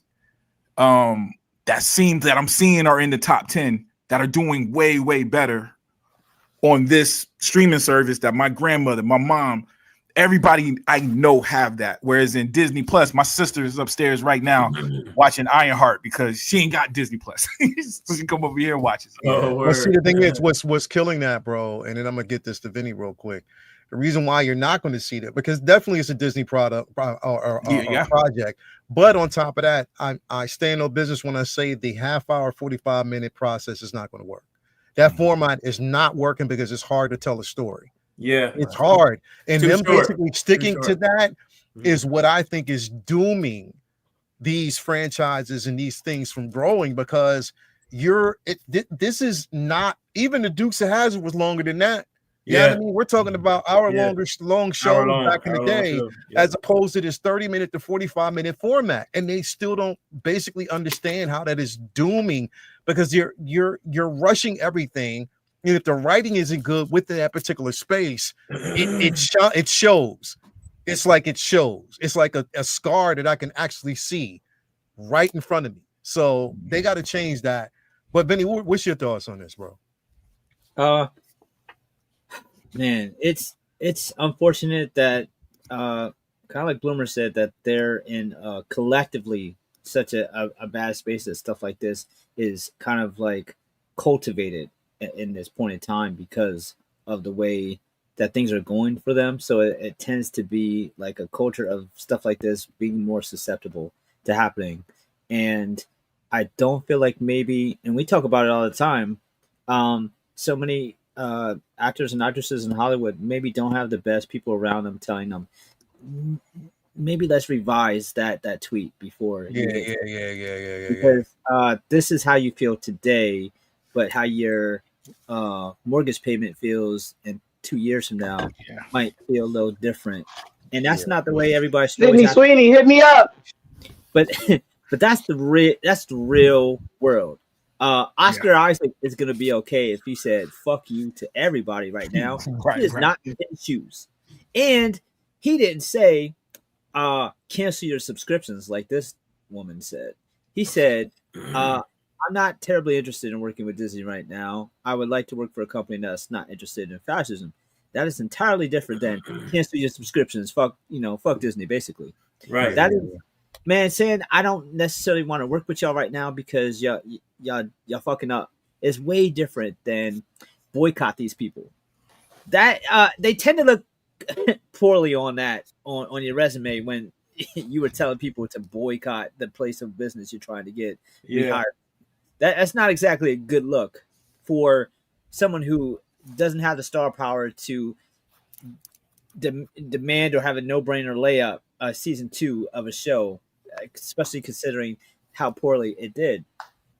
And the reasons it did so poorly are also fundamental issues that Disney, I think, had maybe are getting out of the mud with, but they had this kind of delusion, kind of where they felt, I think they feel that you could take these shots at men or incels or trolls or all these things, which you should be able to creatively, no doubt.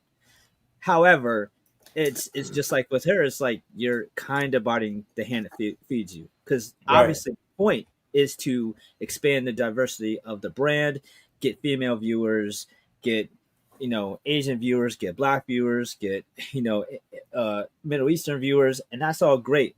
But whenever you kind of step outside of that quote unquote demographic that you already have, which is males, teenagers to middle age, you have that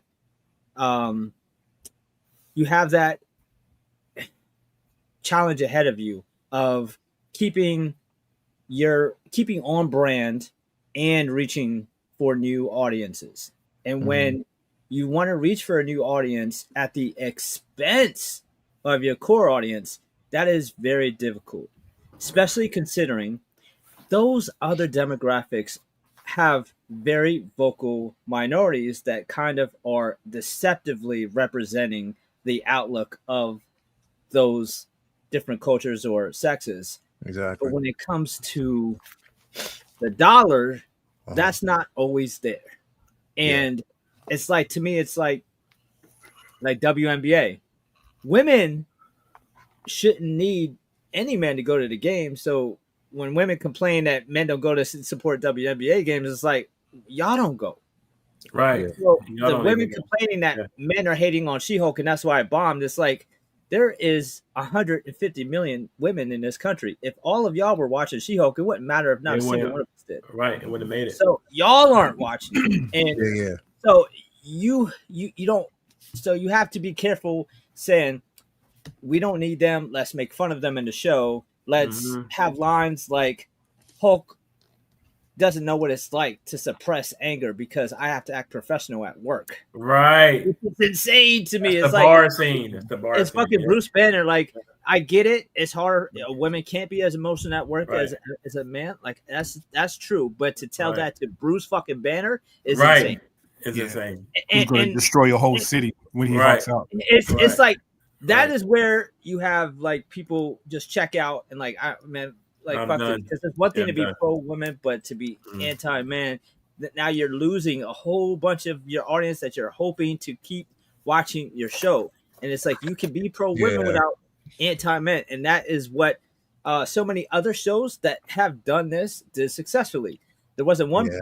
one scene, wasn't one instance in Shang-Chi where they like drove home that this is for us and not for y'all. Haha. Yeah. Black Panther didn't go on and on about, fuck Whitey. Like Right. it's funny Right. how they did it when it's about a white race, but they do Yo, in general. especially when it costs this much per episode. Right. Ooh, Exactly. that's the problem too, because it probably could have found an audience. To your point, even with the female audience, might have been nice if they weren't spending She-Hulk visual effects. Exactly. The Right. frustration Stuff every for me episode. where Yeah. before they got the rights to X-Men back and Fantastic Four back and all that, I was so frustrated because to me, She-Hulk was who they looked at Captain Marvel as. She-Hulk is one of the top females in comics to me, outside of your Sues and Storms and your Jeans and Rogues. Like, it was She-Hulk. I always loved She-Hulk. And yeah, the comic had fourth wall tendencies, but she also was a competent lawyer, which she wasn't. Yes, right. And the jokes weren't all at the expense of dudes. It's just not how it was. She was just funny. It wasn't like this. And then people maybe read a scan or two on Wikipedia and then be like, But "Oh, if you hate this show, you clearly didn't read the comics." It's like, Right. we did. I don't think y'all did, because we're not making fun. We don't hate the show because she twerked. right. And they also say that too. Like, and when Daredevil twerks, you don't have a problem with that.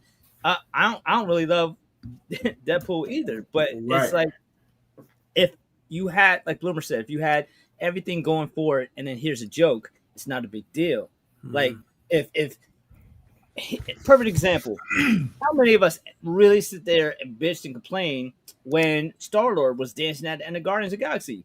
We Nobody did because the rest of the movie was incredible and it had a Right. cheesy moment that fit with the story. Right. That was a cheesy moment that didn't fit with that fit with a whole nother story. And it's not like you did all this cool stuff and here's something silly.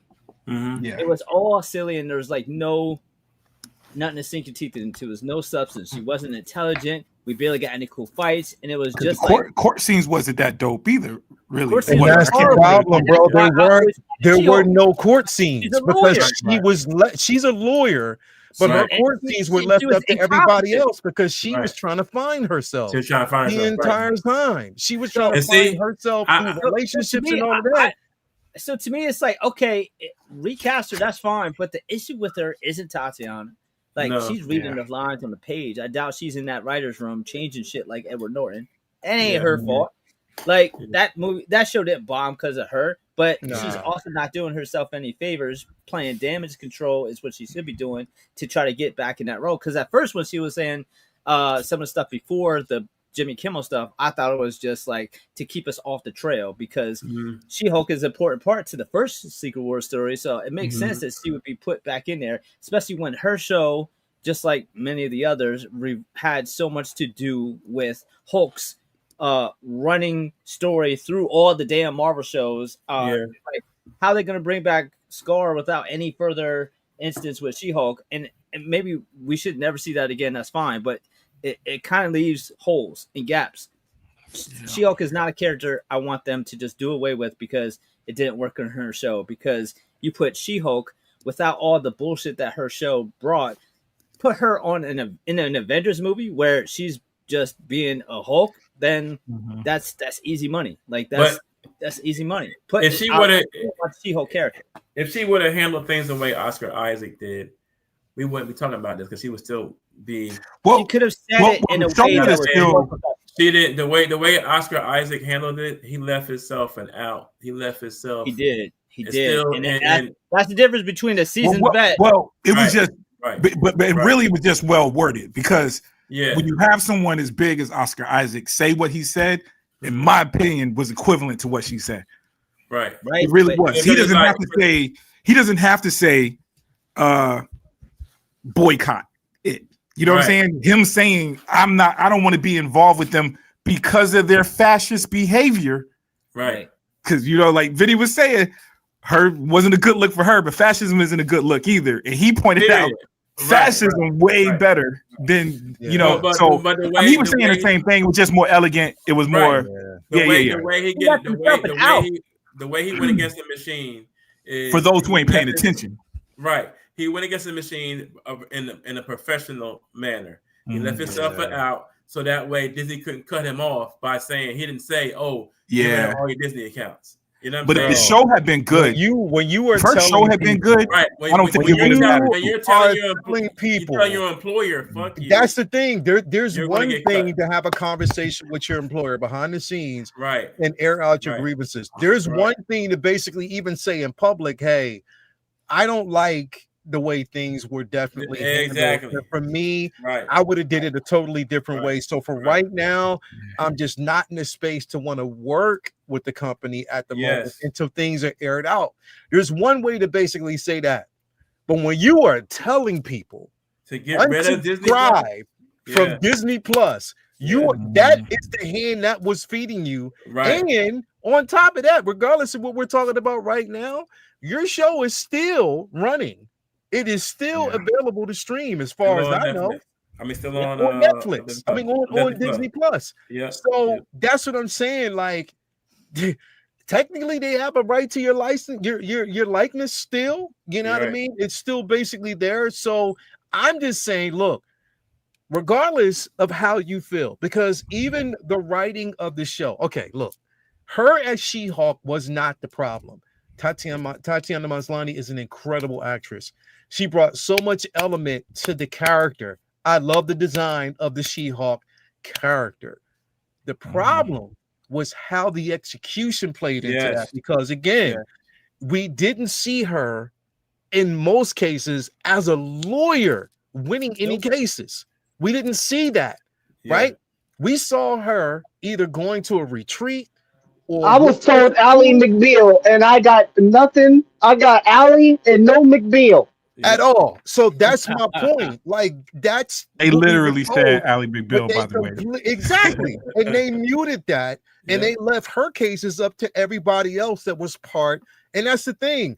I didn't want to see Wong and that other chick. I didn't want to see her and Daredevil making out and all that. I mean, listen, it's a space for that. I get it. You know, she breaks the fourth wall, all that other stuff.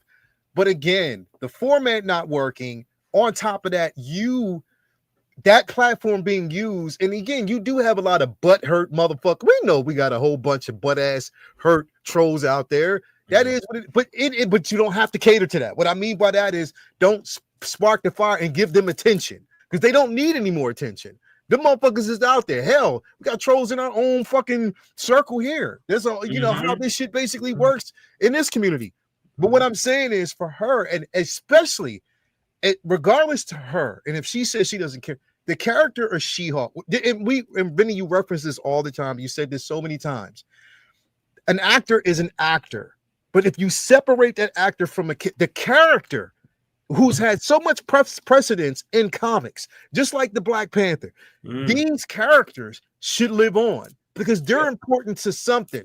You as an actress may not think it is, but it is important to something going forward. And this particular character would have been extremely important to both Doomsday and Secret Wars. They owned the IP, not the actor. Exactly.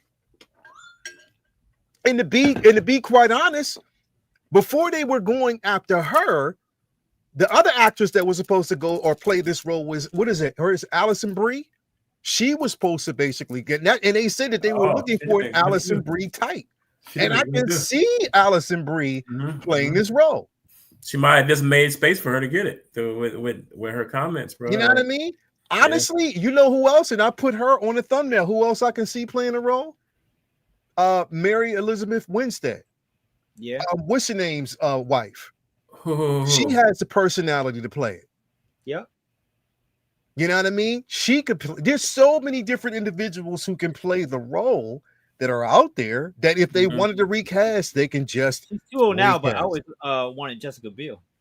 Jessica Biel. Jessica Biel could play it. She'd have been perfect as she could have played it. You know what I mean? She could have definitely. She probably could still play. Who knows? But what I'm saying is, yeah, bro, and that's what I'm saying, bro. It's not this A-list, whatever. Hell, you can get somebody who's not even known, an up-and-comer, and play it perfectly, and put him in that can basically play it perfectly. So I'm saying the character does serve, but again, there's ways to really, really approach it and handle it a certain way. So I'm just hoping that with this character, they recast. Jay, I didn't get your thoughts, man. What's your thoughts on this, bro? I just, well, like I was saying, she didn't leave herself out in this whole situation, bro. The way that she went about it was just, I understand that she was upset, and we all were, when we found out about the whole Jimmy Kimmel situation and everything else. But this is your employer. Yeah. You can have grievances with your employer and have gripes with your employer, but you handle it in a professional manner. Like the way Oscar Isaac did it, man, listen, that's a class all by itself. You know what I'm saying? Because he left himself away back in. He wants to do Moon Knight again. So it's like, he left himself away back down the road to get back to Moon Knight if that proceeds itself. But the way she did it, she cut herself out. Yeah. She absolutely cut herself out. This does not have to call her at all. And they can still use her face. Yeah. For She-Hulk. They had the rights to her likeness. Yeah. So even if she's not there, they can keep her as She-Hulk the whole time, and somebody else will voice her. Yeah. You know what I'm saying? You never know. And I can see Disney doing that. They have the rights to your face now. You can bitch them on all you want, but guess what? In Secret Wars, She-Hulk never turned to Jen. She was She-Hulk. But you know what? They've switched out Hulks before and did okay with changing the face. So I don't think it's going to be. I mean, yeah. I'm just saying if they really wanted to be, grimy about the whole situation, they can still use her face and just have another actress play it wearing the mocap. You know what I'm saying? Yeah, it can be done. I mean, it can definitely be done. It can definitely be done, bro. Like that, so you don't have to. I just feel bad that she cut herself out that way. That's all. Yeah. I again, bro. Like, look, here now. Keep in mind, all of this right now is predicated on a rumor, but that rumor is being spread around like wildfire. Yeah. Like wildfire, bro. Some so there has to to be some type of truth to this. You know what I mean? And whatever it may be, I hope it gets straightened out. And I hope, just because of her personal grievances, that they don't get rid of the character. Don't scrap the character, bro. Because the character can be written back into good graces. It can be. There is ways to do it, but I hope and see how this is basically going to go down. Do want to actually get into something else here as well. I want to talk about this week. I selected this week's artist basically because he's incredible. Brian Stelfreeze. I don't know if you're basically familiar with his work, but definitely an incredible artist. A lot of what he basically did with Miss Marvel, also with Mary Marvel, but also what he did with Shazam, DC, what he's done basically in the space of even like the Black Panther. Yep, Black Panther. Major Black Panther, Batman as well. He-Man, Wonder Woman. He's done a lot in this space, and he's an incredible artist. If you're, not even a lot of what he basically did, a lot of what he did for even Batman, but mainly, even he did and what was the run for the Ultimates? He did a run for the Ultimates as well. Yep. With Photon. Even when they did like a story arc for Photon, she basically had like a few book run, like a short run. But definitely he did work with that as well. An incredible artist, man, but like notably known for a lot of stuff that he did with the Black and for the Black Panther. He did Shadow of the Bat. Yeah. Shadow of the Bat. Yeah. In the 90s? Yeah, bro. Yeah, bro. He's been around for a while. Yeah. He's been around. He's been around for a hot minute, bro. Didn't he redesign one of T'Challa's suits? From which one is that? The one after Shuri was Black Panther for a while. The redesign was him. Yeah, bro. He's just done, simplified it. Yeah. He did the redesign for the T'Challa suit. He did the Black Panther annual, and like you said, man, the Shadow of the Bat. Definitely a lot of work in there, man. He's been doing a lot, and is definitely an incredible artist. Minnie, what you think, man? Shadow of the Bat was my shit, man. Yeah. I Cover art was crazy back in the day. Yeah, all the books was crazy in Shadow of the Bat series. I don't think anybody had that kind of style. Yo, Yo, his style on Shadow of the Bat used to always make me feel like, yo, what is this, velvet? Yo, this Right. that's just how it felt, man. It was like, Right. yo, the color palette this cat would work with was crazy. He always reminded me kind of like a precursor to the David Max of the world, because his Yeah. style was more of a fundamental style than David's, but he had like the Sinkovich style of being very bold with colors in a time where Yeah. colors were far more muted and like by the books in a lot of different ways.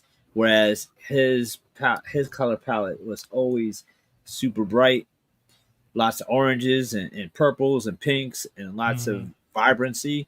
I've been trying to infuse some of that stuff in stuff I'm doing to try to add more color and vibrancy and lots of bright greens. I mean, his color palette is insane, and he does a lot of like especially with like cover work and stuff like that. He does a lot of it. It seems like he's very like retro and 60s like influence, like Yeah. the era Colors and stuff, and the Sinkovich era. Like it's more like it feels like if Sinkovich had that kind of creativity and color palette, but like with a more traditional Terry Dodson type style.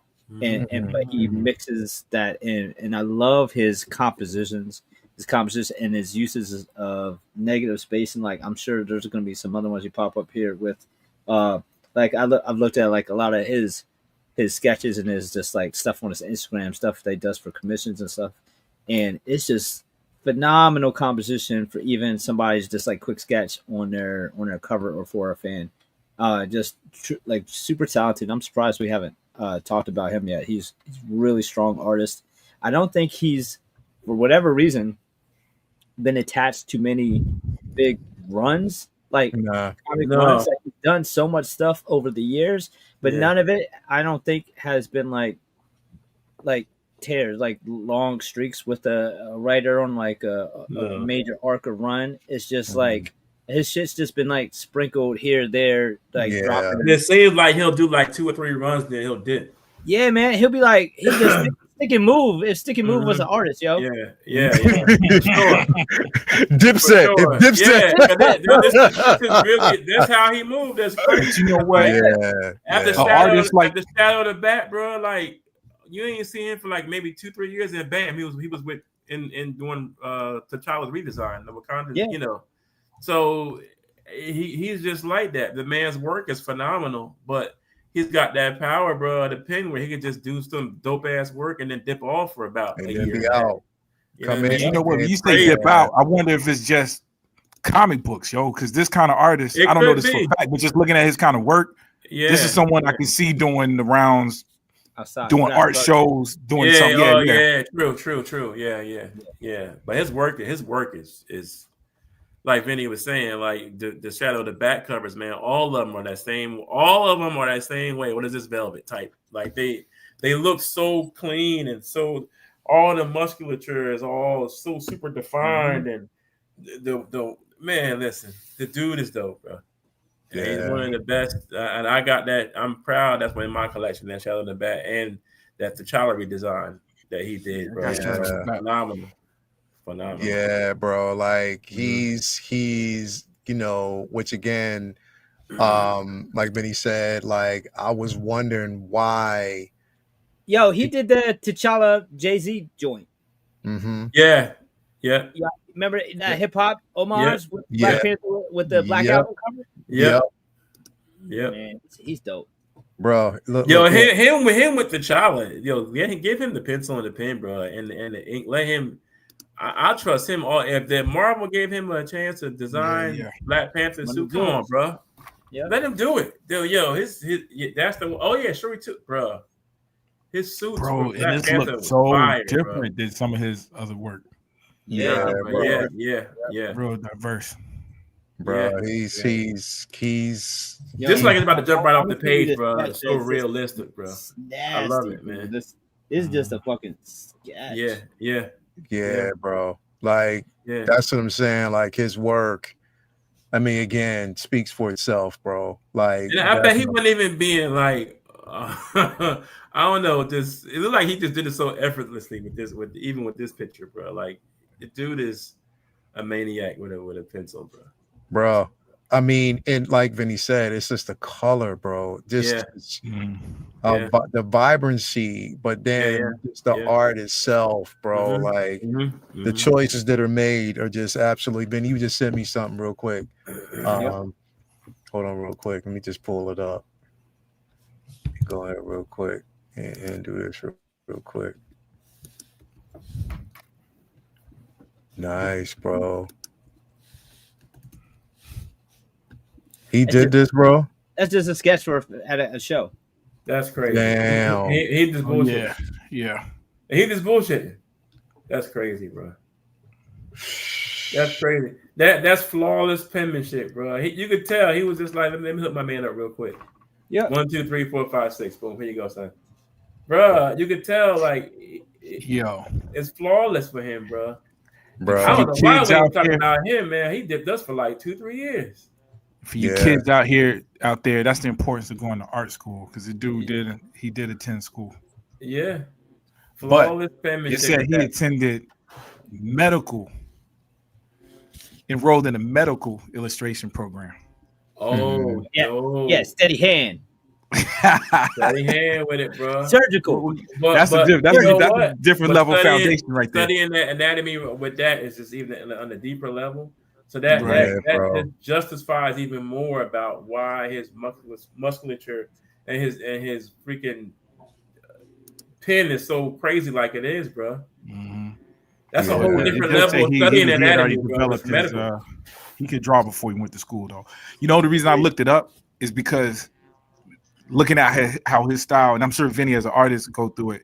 Like some artists just draw well. Me as a photographer, some people just take pictures well. You just take pictures well. Yeah. And then you got some people that kind of understand trends. And so I'm looking at how his art has changed and it feels more relevant. You know what I mean? So the Shadow of the Bat looks dope at that time. As we said, it was way different. Can't do that forever because the world done moved. And I can see that, yo. So usually when you see that, that's somebody that has not to say you have to go to school to do that, but that's someone who has an understanding of marketing, understanding the commercialism of this. You being true to the art, but this is what's in right now. Or someone who's just continuously learning. I draw super dope, but I'm still learning. I'm still figuring this out, you know? Oh, yeah. Oh, that's what I really like strive to because I get bored with my shit. Like that's why I have tattoos. I'm constantly changing my mind, right. So, and I feel like I'm nowhere near this level, but like I get like where that mind state is. That like, all right, I was doing this, but I don't want to do this next year. Next year I'm gonna try out. I'm gonna fuck with watercolors next year, and the next year I'm gonna fuck with pastels. Next year I'm gonna fuck with acrylics, just to keep it different. And then I might mix them together. I might do some other shit. Like going through like his art and seeing some of the images and stuff I hadn't been exposed to, I hadn't seen. It's not that it's all over the place, but it's like right tool, right job. Like this type of IP has this type of feel. I'm gonna go with a cooler or more like alien type of color palette for something like Star Wars. For something like Miles, I'm gonna go with a different type of joint altogether. For something like Doom, I'm gonna do muted. Like it's a lot of different changes in styles, but like it's still super vibrant, still super like composition heavy. And at that sometimes it's like with certain artists, you could tell the way they literally draw is the same. Like Jim Lee, you can look at the cross hatching. This is Jim Lee. There's other artists like this where it's more nuanced. The composition, dynamic poses, or something that he does. That's the constant, not necessarily the technical style. Because the technical style has switched up, but it's the composition and the layouts and the way he puts it together that is constant, and that's not as easy to see. You could look at a Jim Lee and like in a glance and see that, and then some artists it's like now I could tell the way they arranged this image for the panel, like that's his shit. Yo, Which is crazy That's because crazy. hey yo, I didn't even know who this guy. I've got his artwork in my collection. I've got the and you never knew who he first was, issues of- bro. Yo, I didn't know he was a brother. Bro, I Shadow did. was like that Yeah, would I have been did. a big deal to Yeah, me I in the did. 90s. You know what I'm saying? Bro. Yeah. But whereas in Jim Lee, it's all brand. You know what I'm Yeah. saying? It's like Yeah. you don't want Jim Lee to change too much. And I don't know if he wants, I don't know what's in his mind, what he's capable, because I'm sure most artists like that, I'm sure Jim Lee is probably capable of doing something we haven't seen. You know what I'm saying? But he has. He has an understanding. It's just that again, like he has, but you can always see his signature in it. You know what I Yeah. mean? You can see his style in it. He has done some different things, but it's just that you can still, you know what I mean? Right. Bro, I was sitting up here Right. listening to Vinny talk. Bro, didn't he remind you the motherfuckers, bro, like in school that always knew shit in class? And everybody would always agree with that motherfucker. And it's like you wanted to be that person to say some shit, but you just couldn't say that shit that cool. You just be like, man, just shut your bitch ass up. Man, just shut your bitch ass up. Man, fuck Pretty you, much. man. Pretty much. And bro, he'll be talking in class, right? And everybody be like, yeah, Vinny, I know. And then he'll look at you and be like, shut your bitch ass up. Shut your bitch ass up. But nah, Brandel Freeze is that dude, bro. He's definitely that guy. Incredible work. That's why I kind of wanted to highlight him this week. Yeah, it's a good pick, bro. Yeah, definitely good pick, man. His shit is next level, and I just love the realism in the face that you can actually tell.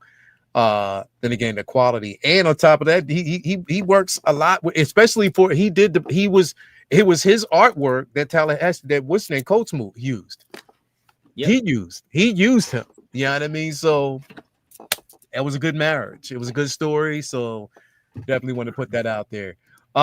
Again, a lot of the comics that I brought up, we're not going to talk about till next week because the simple fact that a lot of people haven't read it yet. Vinny, Jason. Yeah, I mean, like motherfuckers ain't read shit yet, but we'll wait. We'll talk about Me that. fresh off of Thanksgiving, man. You gotta give us up, man. No, I ain't giving you fresh shit. off of Thanksgiving, bro. I had a house full of people, bro. No, Fresh off of No. Thanksgiving. No. I said my bad. no. Bro. I said it from the beginning. I ain't saying it no more. Once the night is enough, dog. I He said he apologize for the Saturday he morning, said- dog. They can't get it more than once. Tonight. One time is enough, dog. That's it. Saturday morning was my fault. Other than that, nope. Yo, so real quick, just to kind of talk about this, to kind of get in. So apparently there was a from what they're saying, there was a screening for Lanterns. All right. Oh shit! Yeah, there was a screening for it. I'll let you finish. My fault. Nah, what were you about to say? We were going to talk about it being delayed. Yeah, but there was it is delayed. So basically, you know, It's the summer 2026, right? it's well, they delayed it by basically a few months from what I'm hearing. You know what I mean? So it wasn't something that was hugely like a huge delay, but they did basically delay it for a little bit further. But there was also a screening for it.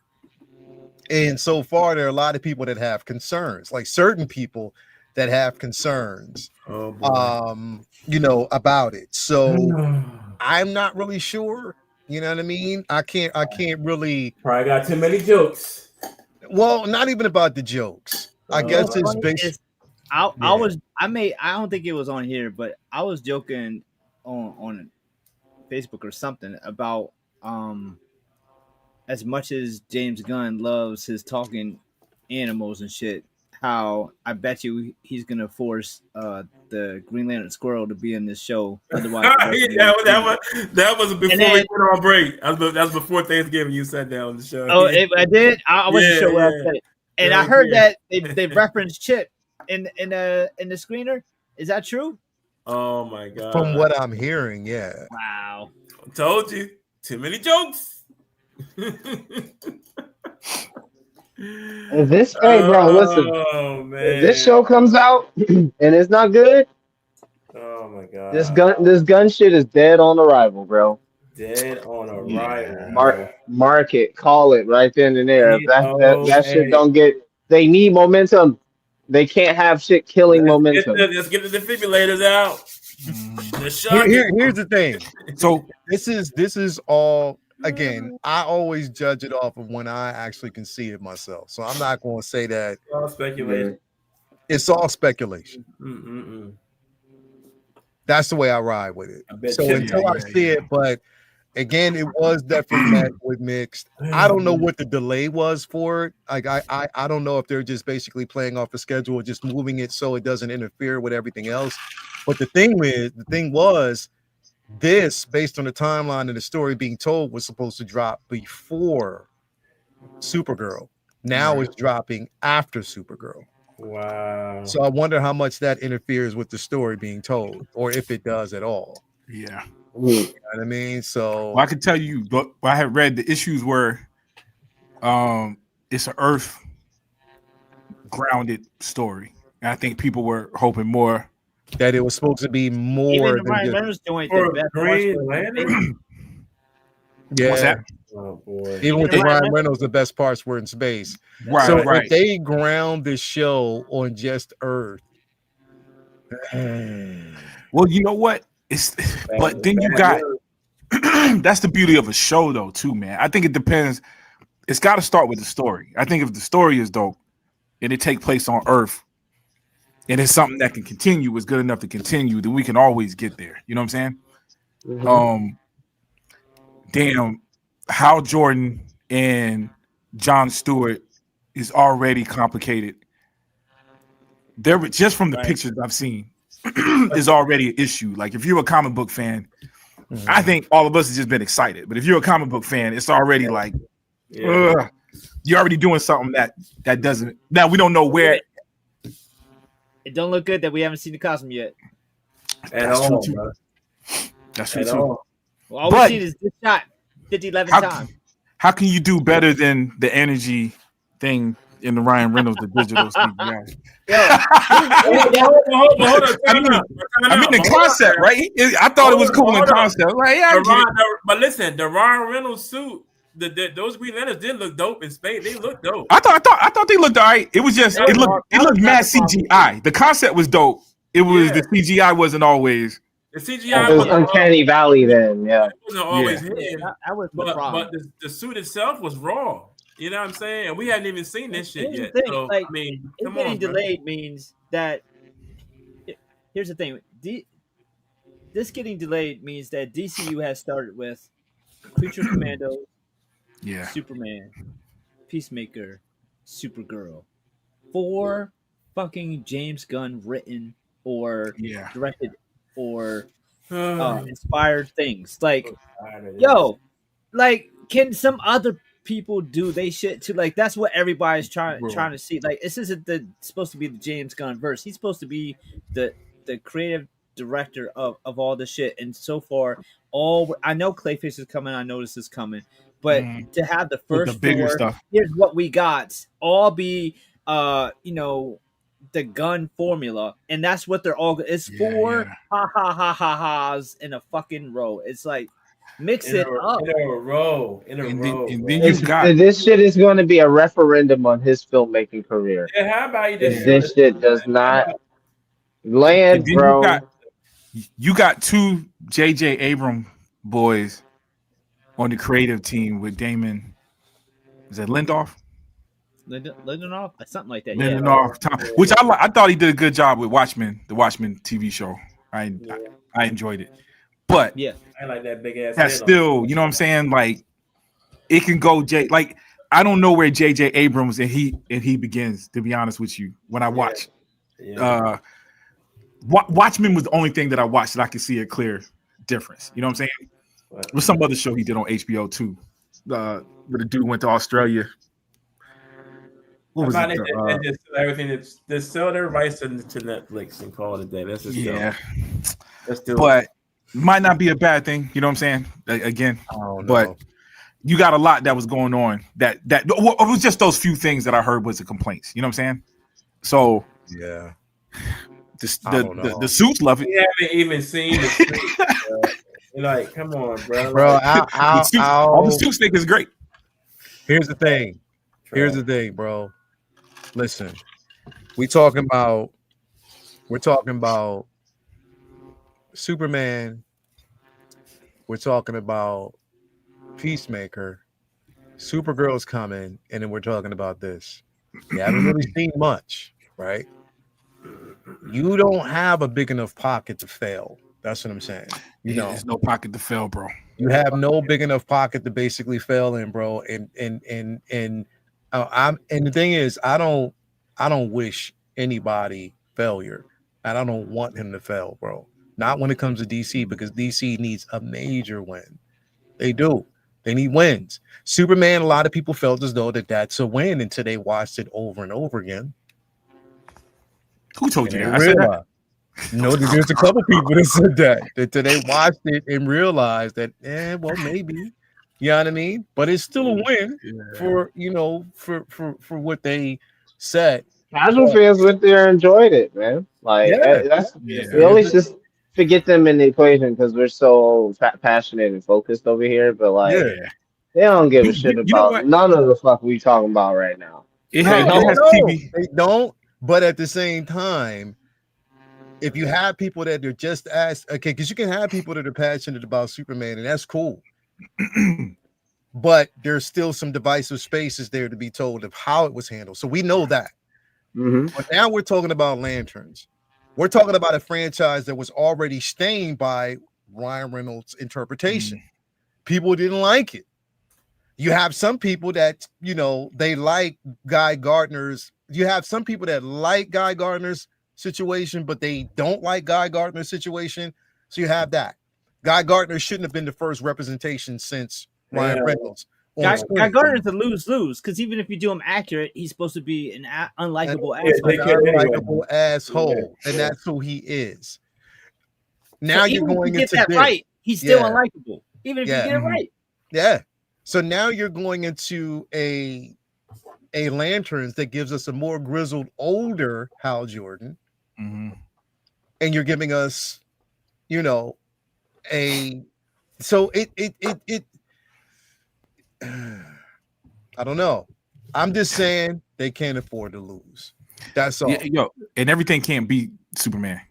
No, like the expectation for something like this is just. I think they're trying to make everything Superman. That's going to be a problem. Superman, Supergirl, and then Man of Tomorrow. Yeah. So it's so much Superman shit. Like, don't get me wrong. Like, I know so many people like Jay have been crying for a Man of Steel 2, more Superman representation. They waited way too long, right? And I love Superman. I want more Superman too. But I don't care how big a Superman fan you are. I don't think anybody wanted the DCU to be just Superman. We want the DCU, man. We want DC. We want what Justice League promised. Y'all stopped Snyder's Justice League. Stop right at the pinnacle of the dark side door. Stop right there at the door. Right, dog. And some of the stuff y'all could have did better. Y'all could have did better. Flash is entertaining to me enough.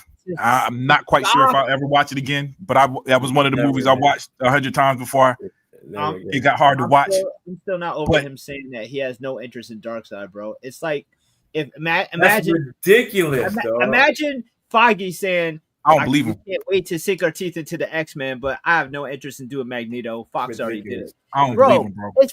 It's Magneto. Like Magneto is their guy. How are you gonna do X-Men without ever doing Magneto? How are you gonna do DC in general without ever doing Darkseid? Darkseid is like that's their big bad of the whole company. There's so many phenomenal stories. I've never seen a bad fucking Darkseid story. Justice League, Superman, the comics, Darkseid is fucking phenomenal. To say they're not going to do it because Snyder had a cameo, a fucking Darkseid in a movie that they had to fight to get on the fucking. Come on, like to say that isn't something that people want because they've seen it already. When there's been, how many Superman movies? Like, imagine if you had that concept with the heroes. Oh, we're not gonna do Batman because you've seen it already. We're not gonna do Superman. And then it contradicts. It contradicts. The dude is unlikable, bro.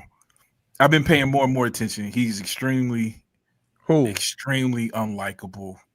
Who's that? James Gunn.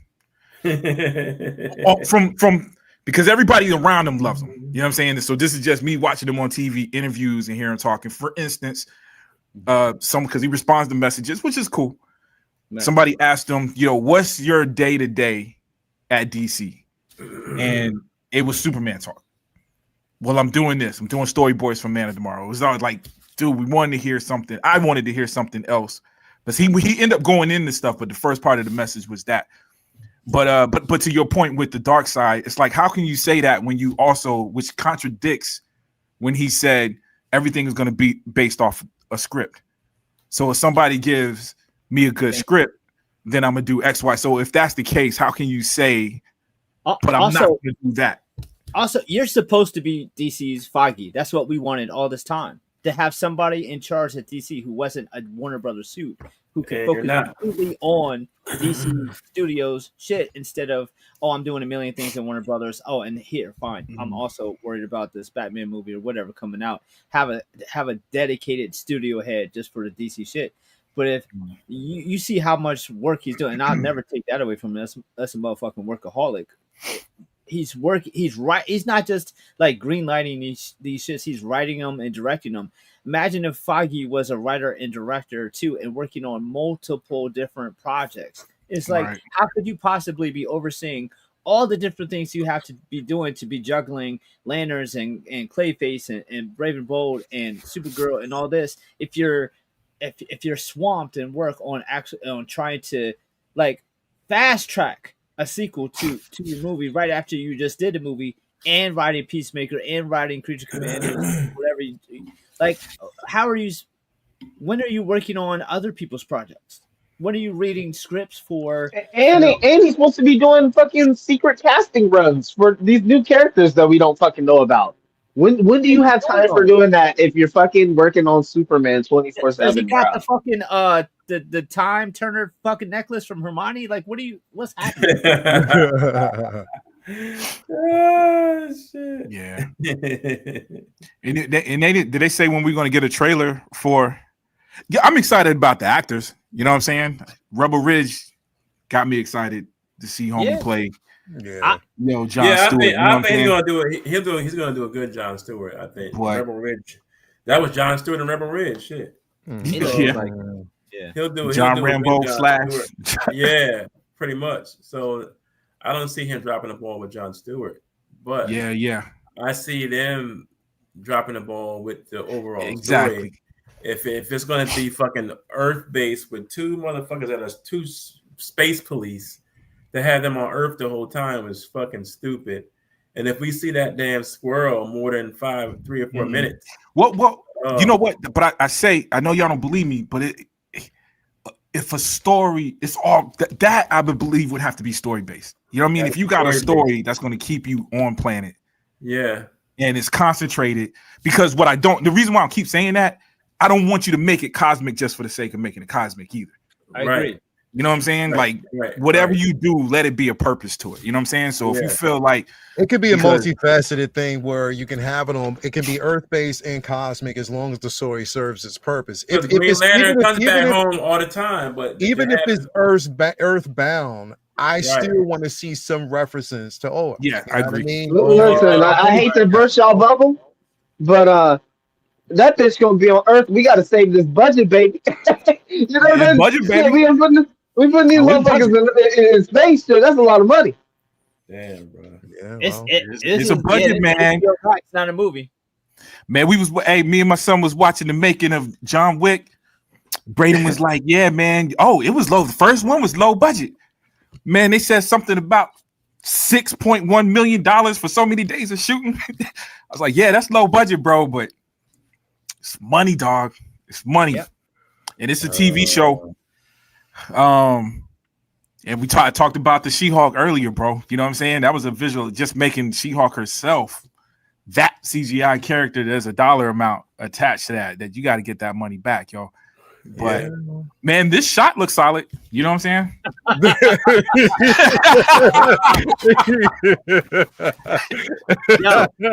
Color, this is gonna be the color graded, right? Yeah. I think it's bro. That's it's the only shot that they. I'm tired of seeing this. It's gotta be a second. Can make the most there's They had you taking a second picture. There's definitely another shot. I saw it. I just we see one more step. Well, at least we'll get. Can we? Is see it the just ring? zoomed out? Can we see the ring? No. Can we at least get these niggas looking to the left or the right? Look it up. He got one of them got a ring on. It might have a 4K version. No, How Jordan got a ring on? No, I show you. I don't see no ring. You. No, I'm gonna show you. It was a shot. I don't get satisfaction if Renz just takes this and puts green eyes on both of them. Oh, I get it. It's the same place. It's just zoomed out. Different angle. Oh no. Oh, that's AI. It has to be. I think it is. I don't know, but you know, definitely AI. That's AI. I have my glasses. I hope so. That might be the budget. AI might be the budget. This is gonna be like True Detective. He's gonna be looking at footprints like Sherlock Holmes. Yeah. That's it. That's it. He's like, we can't afford to make them fly. We can afford to pay that guy to put some prompts in. Let me use the ring to find out if he stepped over here. I can see the footsteps with the ring. Yeah, no. Dude, it'll be a nail. It'll be a nail in the coffin, yo. I'm gonna wait. If Supergirl does well and Lanterns do bad, I say that still would be a nail in the coffin. If Supergirl is based on Woman of Tomorrow, then we have a chance. It ain't gonna be based off. Then we have a chance. At that point, in name only. It's just gonna be off-planet story. I think is what I'm thinking is gonna be. That was an off-planet story. It was a scary moment for me. But that don't necessarily equate exactly. It was a scary moment for me and Superman at the very end, because again, you kind of fucked up. You fucked up without saying that you fucked up, because again, how you explained it. Number one, her personality kind of, I don't know. But if you're saying, and again, I'm going back to this, if you're saying that she was on a red planet, or she was on a planet that had a red sun. Oh, so stupid. And she was drunk when the red sun, she had to basically fly through our solar system, which feeds her. Right. You know what I mean? Right. That radiation that she would wouldn't be drunk no more. Speed up her metabolism. She wouldn't be drunk and she wouldn't be drunk anymore. You didn't explain that. But you read the comic books, in the right, audience James? was stupid as fuck. But you I want to thank James I want to thank Vinny. I want to thank Vinny for quietly being a nerd, because all three of y'all went full nerd mode, but Vinny kind of just shook his head. But he knows. Yo, Jedi Kid was this close to the screen. Yeah, man. The red planet. Comic book talk with friends, folks. That scared me, bro. If this chick gets drunk on a red sun planet.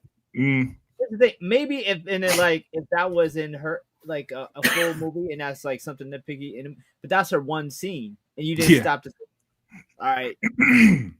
But that's showing me that nobody said, and I think that's what happens with Gunn. We seen it when, remember that behind the footage with Corn Sweat, second that was calling him out. Right? Him out.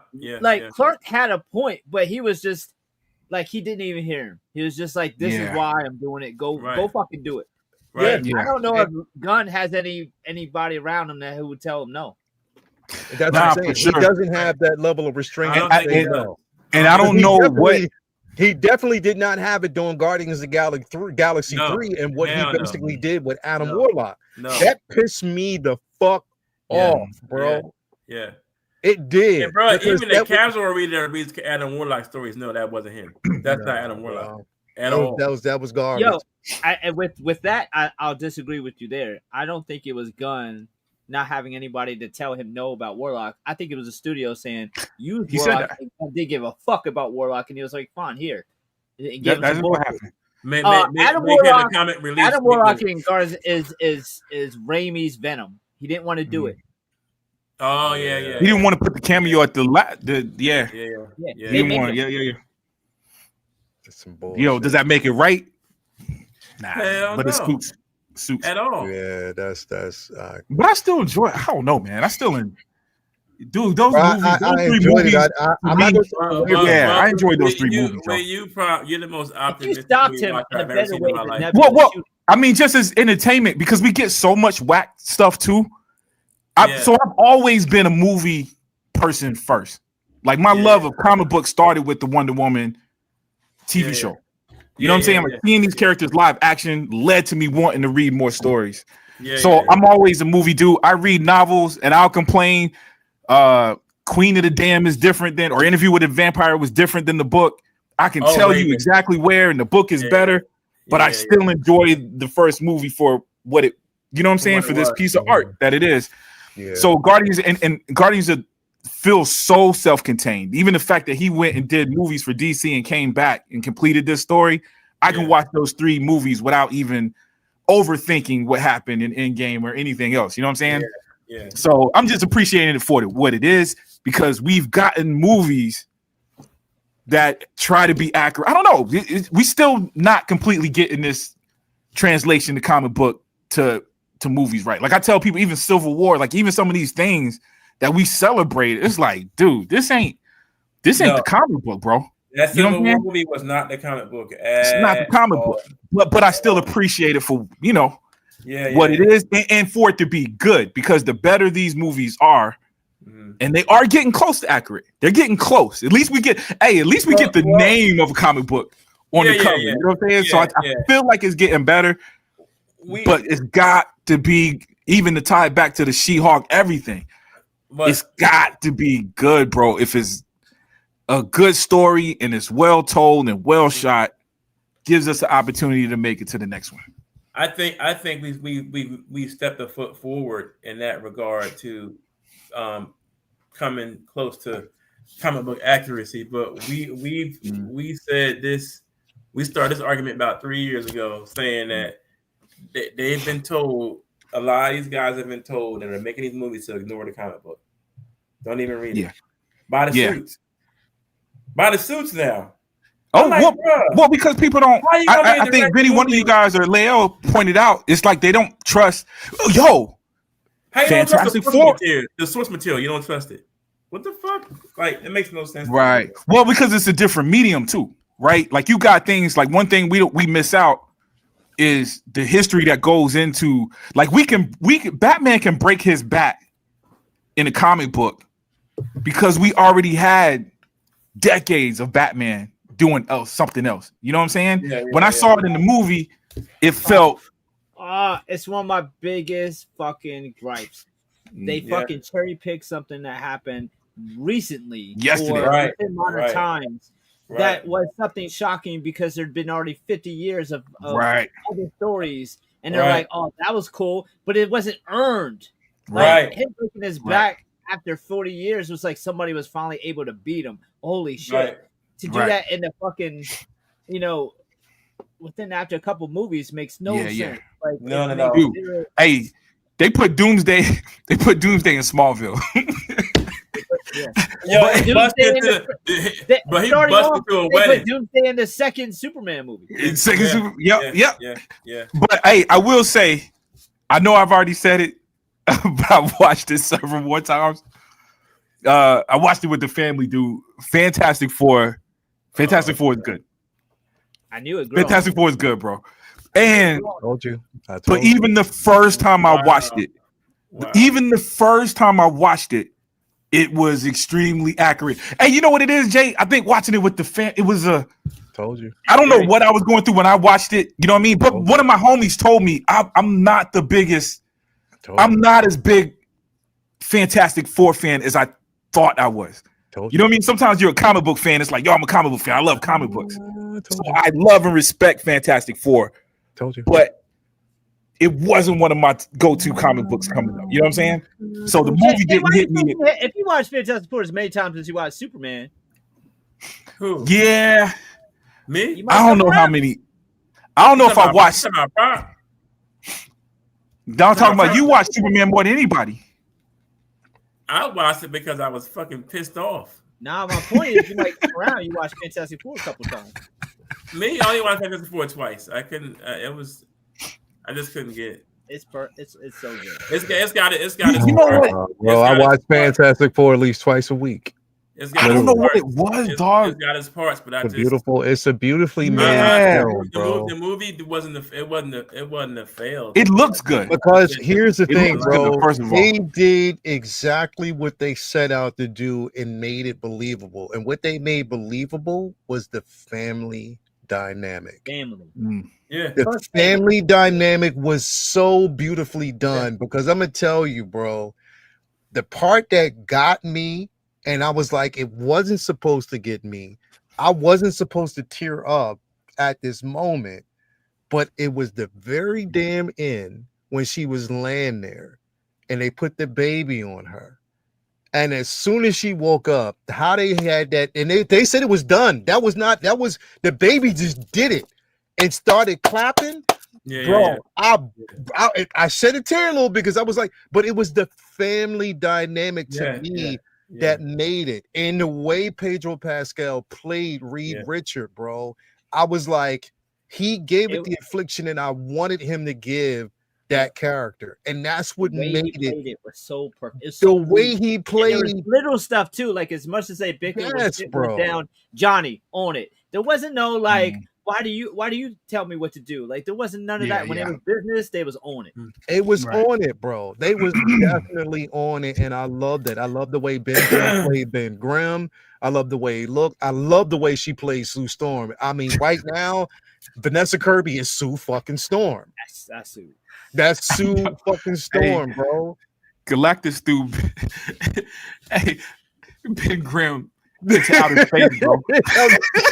Like with like a light backhand. That was believable. He was out of space. It was kind of cool. I didn't even notice that the first time I saw it. Yeah. But I didn't like it was just I liked the family dynamic of it. That part was good. I liked the fact the ending was great, but I feel like Reed was like nerfed a little bit. Like, why is he stressing so hard to use his elasticity? Because he doesn't have innate stretching ability like Plastic Man. He has to intentionally stretch. And this dumbass was in the moment panicking and not stretching with Galactus. Yeah. It was a panic when it happened. And on top of that, bro, for Reed, bro, it's not predicated in it because they even touch on this in the books. Grimm was perfect. It's not. He's not a fighter, and it's not about basically his ability to use his power. His full focus is on his intelligence. If he can't solve something, that's when he cracks.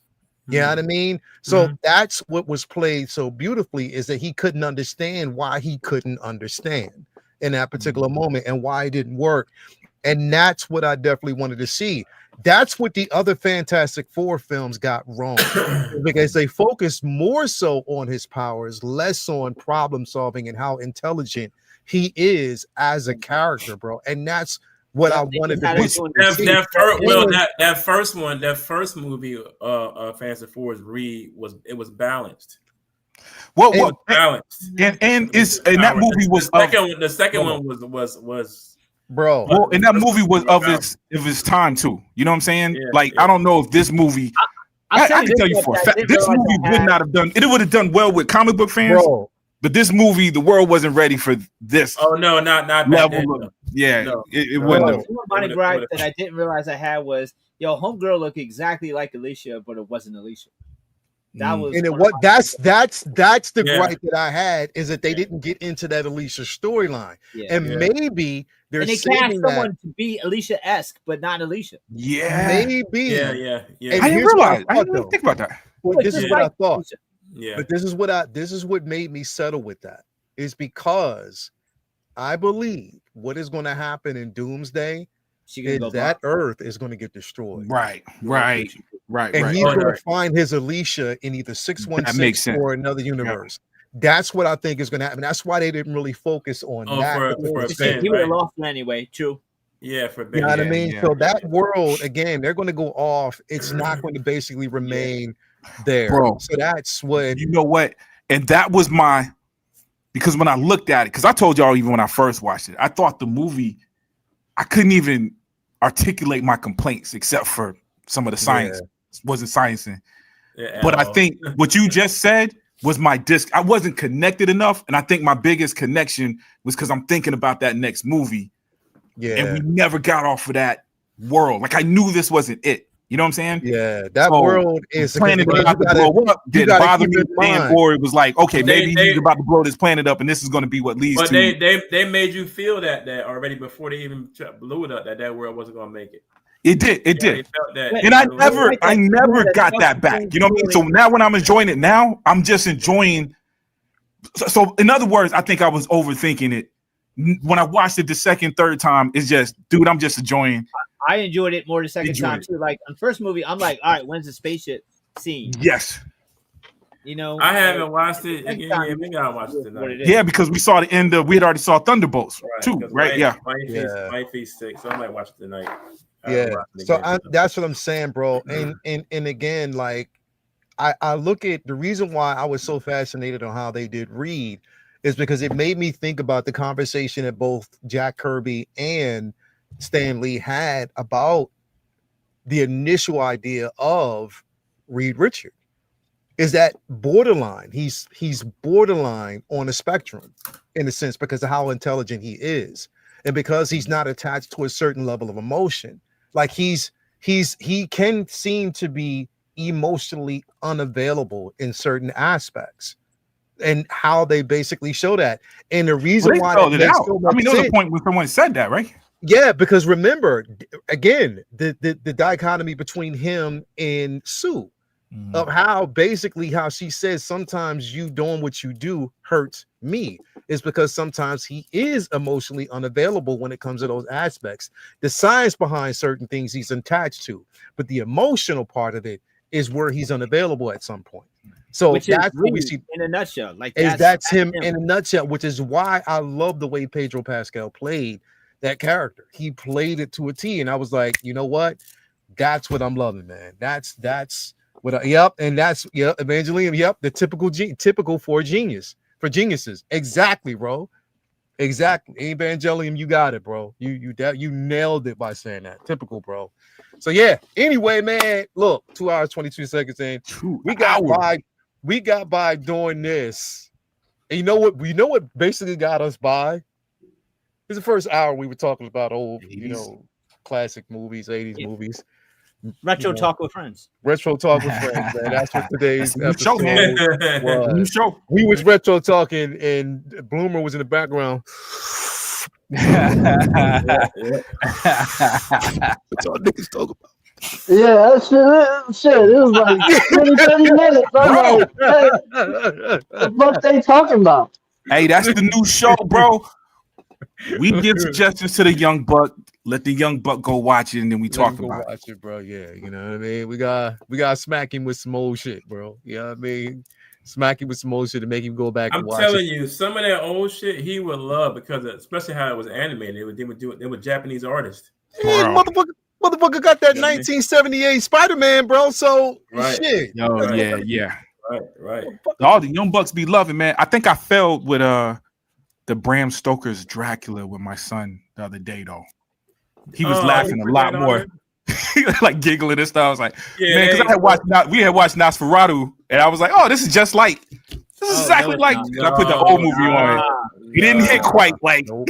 Nope. like I thought it Oh, was. black and white Bram Stoker on. Nope. Yeah. No. That was we probably watched that with my grandmother, Bella Lugosi. Yeah. I put the Gary Oldman joint.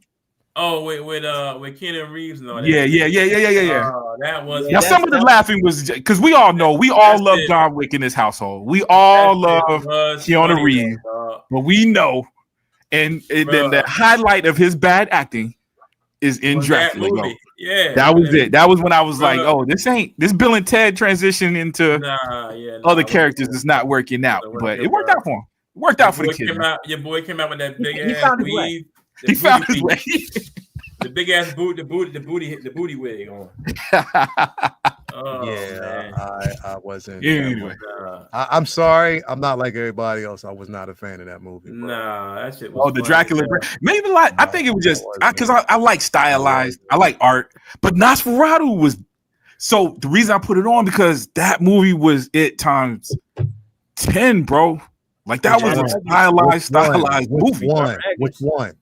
The Nosferatu, the newest one, the current. Robert Did Eggers. you recent. watch Robert that? Eggers, right? Huh? Robert Eggers. Robert Yep, Eggers. yep. Yeah. Yep. You got to Did show you watch him that Van Helsing joint I told you to watch? Showing which one?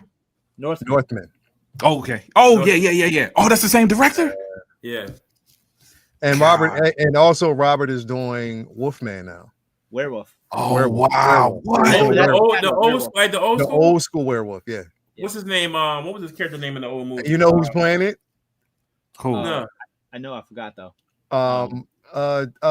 Your boy. That played.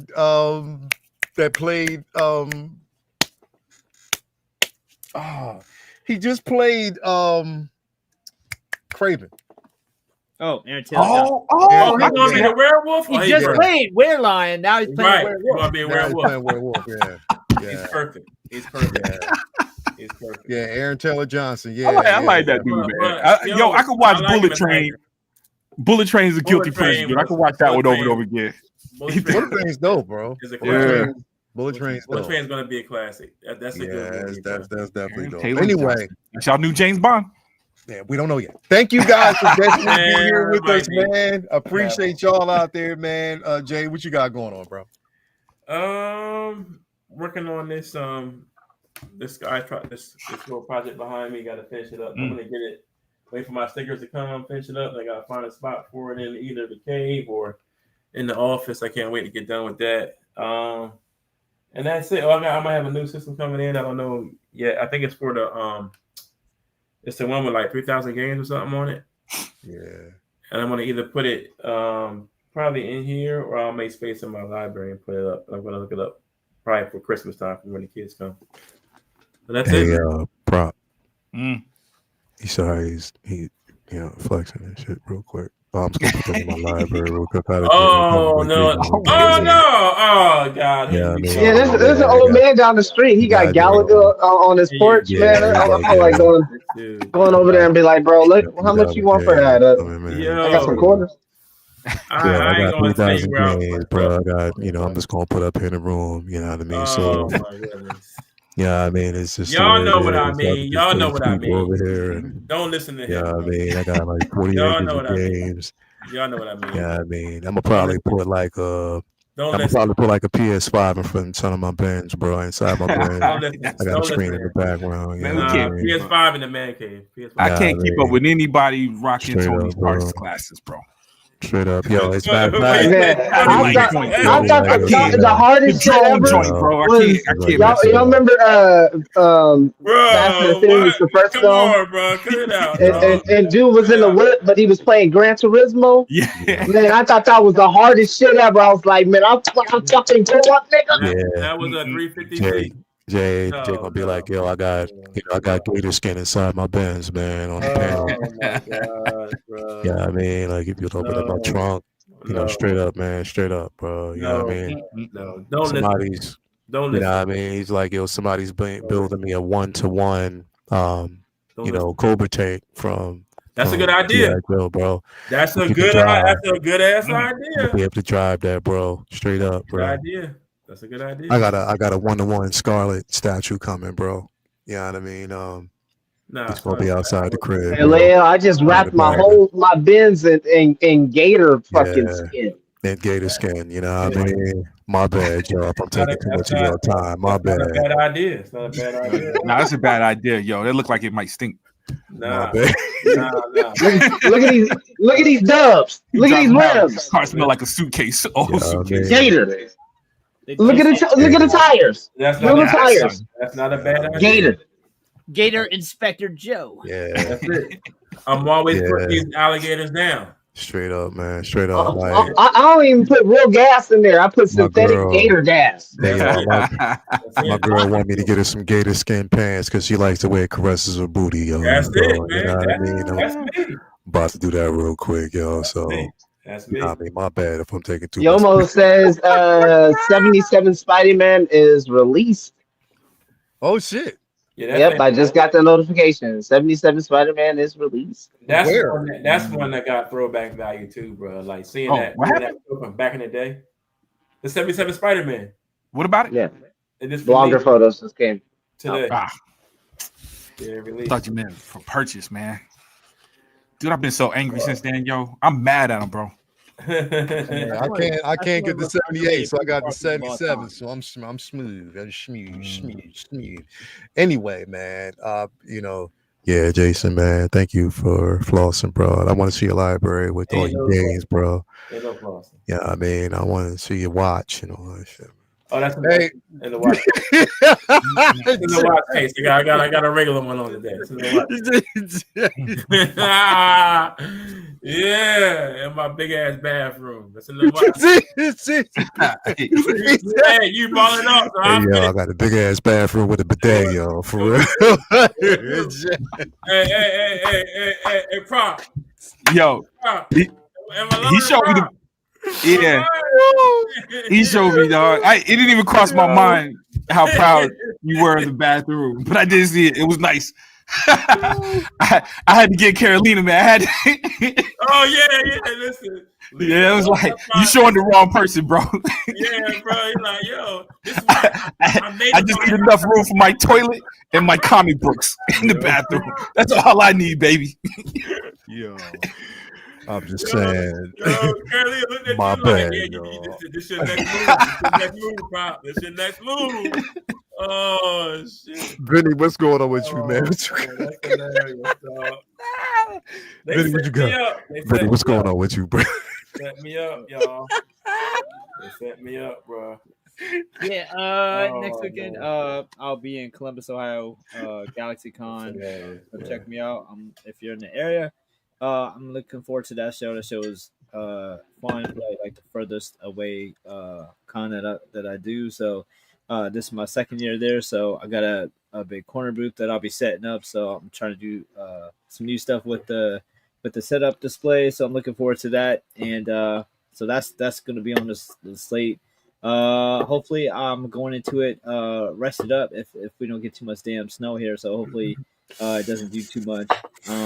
Other than that, I've got some new stuff coming to the store, so stay tuned. Working on some commissions, and as always, catching up on reading and organizing the collection. Other than that, just not much. So looking forward to being back here. I'll be all read up on Absolute Bats and KO2, and looking forward to catching up on everything else I got to catch up on reading wise. And if you're not watching Pluribus, check it out. It's fire. Bro, hell yeah. Friday's episode. Yeah. If you ain't watching Pluribus, if you ain't watching, Welcome to Derry, like, come on, man. Yeah, and remind you, he's the same director that's going to be doing Batman Brave and the Bold. So, for now. For now. I know. For now. Until DC gets sold. We'll see how it is, man. But definitely great shows out there right now. And fucking Stranger Things. Whew, Jesus. Yeah, so far, I ain't started yet. Yeah, it started, bro. You gotta start that, bro. But anyway, man, Benny, thank you for coming through. Prop. You gonna hate a certain hairline, but you're gonna enjoy it. Yeah, you go. I saw photos of that already. Yo, Boomer, did you see the barber comment and the fucking and You said I wasn't there this season. Damn. Yo, bad for business, bro. Bro. I said in another chat, I'd rather have the Killmonger cut. There, I said it. Bro. Lucas. I said it.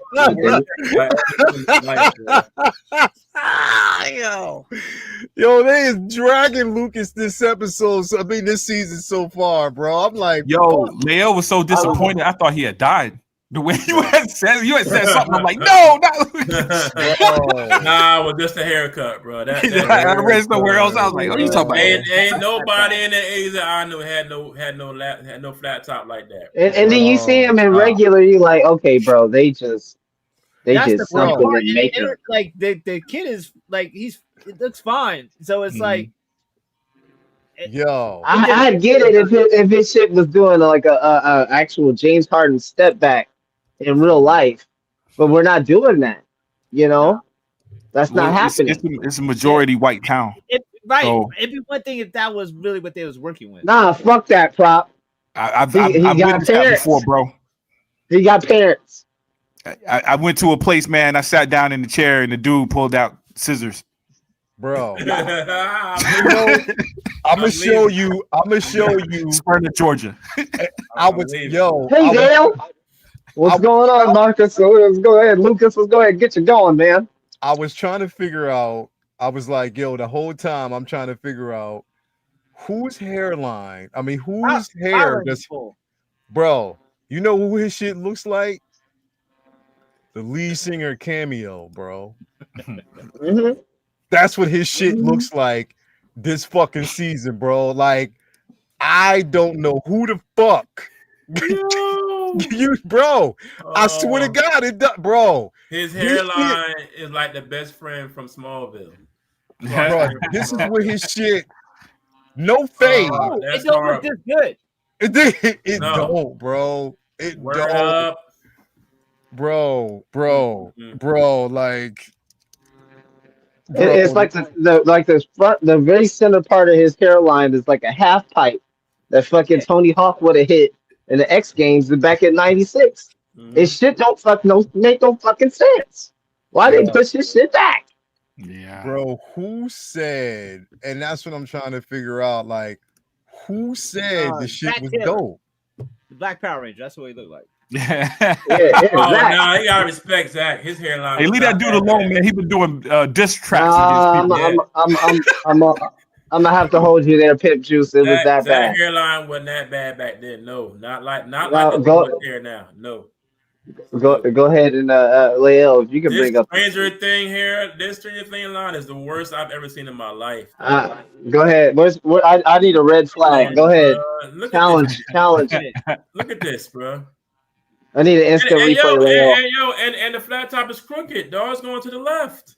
Bro, who the fuck? You know how the Shaolin monks shave the front forehead piece? Yeah. Wow, bro. That's what's going on. Bro, like, I don't understand. Bro. Negro monk. I don't understand. They must have paid him to shut the fuck up. Yeah. Yep. They must have paid him to shut the fuck up. Cause there ain't no way in hell you would get me to do. I'll be like, yo, Nah. The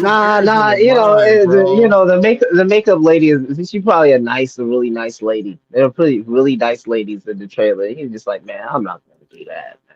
Oh yeah, and you can convince the kid. They like my mom. Nah, I'm gonna tell you. You like, yo, that was the style back then. He don't know. I don't play with my hair, dog. I can't do that. I can't go outside like that, though. Nah, bro. I mean, there's only a few routes you could take that, and I can see one of the routes that he took. You go from this shit, like your fade. At least your shit was faded. Yeah. You go from this shit right here, bro, to this. Are you kidding me, man? That's horrible, man. That shit is horrible, dog. I think that's gonna draw in viewers alone. But like, man, I gotta see how bad this shit is. Yeah, it's like watching the Tubi movie. It's like, see it with my eyes. Nothing worse than Tubi movie. Damn, bro. I know he is like, yo, I'm fucked. He's a meme now, bro. That's all. But outside the silly talk, I mean, Lucas, him as a character, he's bringing it, man. Loving what I'm seeing in the show so far. This season he worried in the motherfucker. He's like, God damn. Oh, Joe. It's not even right. Like it's like scoops in the middle. I'm glad he ain't playing basketball because he damn near Jaylen Brown. Why are you showing this, man? Yo, he looks like he can read minds. You know if you're going ball. You know if you're going ball or get a flat top. Hey, y'all better stop laughing at him before he headbutts you. Why did you crap? You got the chromacopia. Yo, chromacopia is crazy. Man. Bro, I was like, yo. He got that sunset. That's that sunset. That's that headline going back to the flat. He got a young Stephen A. Smith. He got a Stephen A. He got a high school Stephen A. Smith. Props to this shit, Scoops. Bro, he got a high school Stephen A. Smith, dog. Give me that Stephen A. Smith. It ain't even like a complete. I'm trying to see, is that the shadow? They could have Beijinged it. They could have Beijinged it. They could have Beijinged it. Nah, bro. baby, you can't say that forehead. That's back too Bruh. far. You know, it looks like they preparing that dude for brain surgery. bro, Try to give him a lobotomy. bro, he should Yeah. They trying Bro. They be drooling and shit. You remember on Bro. Shorty on fucking Scary Movie 2 where they had that nigga shit open Man. and he was drooling? Like that's what his head gonna look like. They trying to Bro, use Jack somebody that boy. said, somebody said he looks like a Roblox character. Yo, he trying to look all serious. His hair's like, nah. Bro, he Man, like get a me off the internet. Get me off the internet. Bro, he look like a Lego, bro. Like, damn. Take me off the internet. Oh, shit. Man. That's fucked up. Yeah, he'll be all right. That's all right. That's enough. We just had to roast him just for a little bit. Anyway, props. Oh, man. Yo, That's fucked up. nothing going on, bro. I gotta I'm about to start recording my end of year tour. I skipped it last year because I thought I was getting some figures in, so I was gonna wait. All my figures got pushed back. Batman Returns, freaking Chewbacca, Terminators. All of them was saying, man, December 5th. They just pushed it back to January, yo. Bro, they pushed my battle damage Darth Vader back to January 5th, bro. What? And them joints already been dropping, right? They pushed Yeah, my they dropped. shit back to then, bro.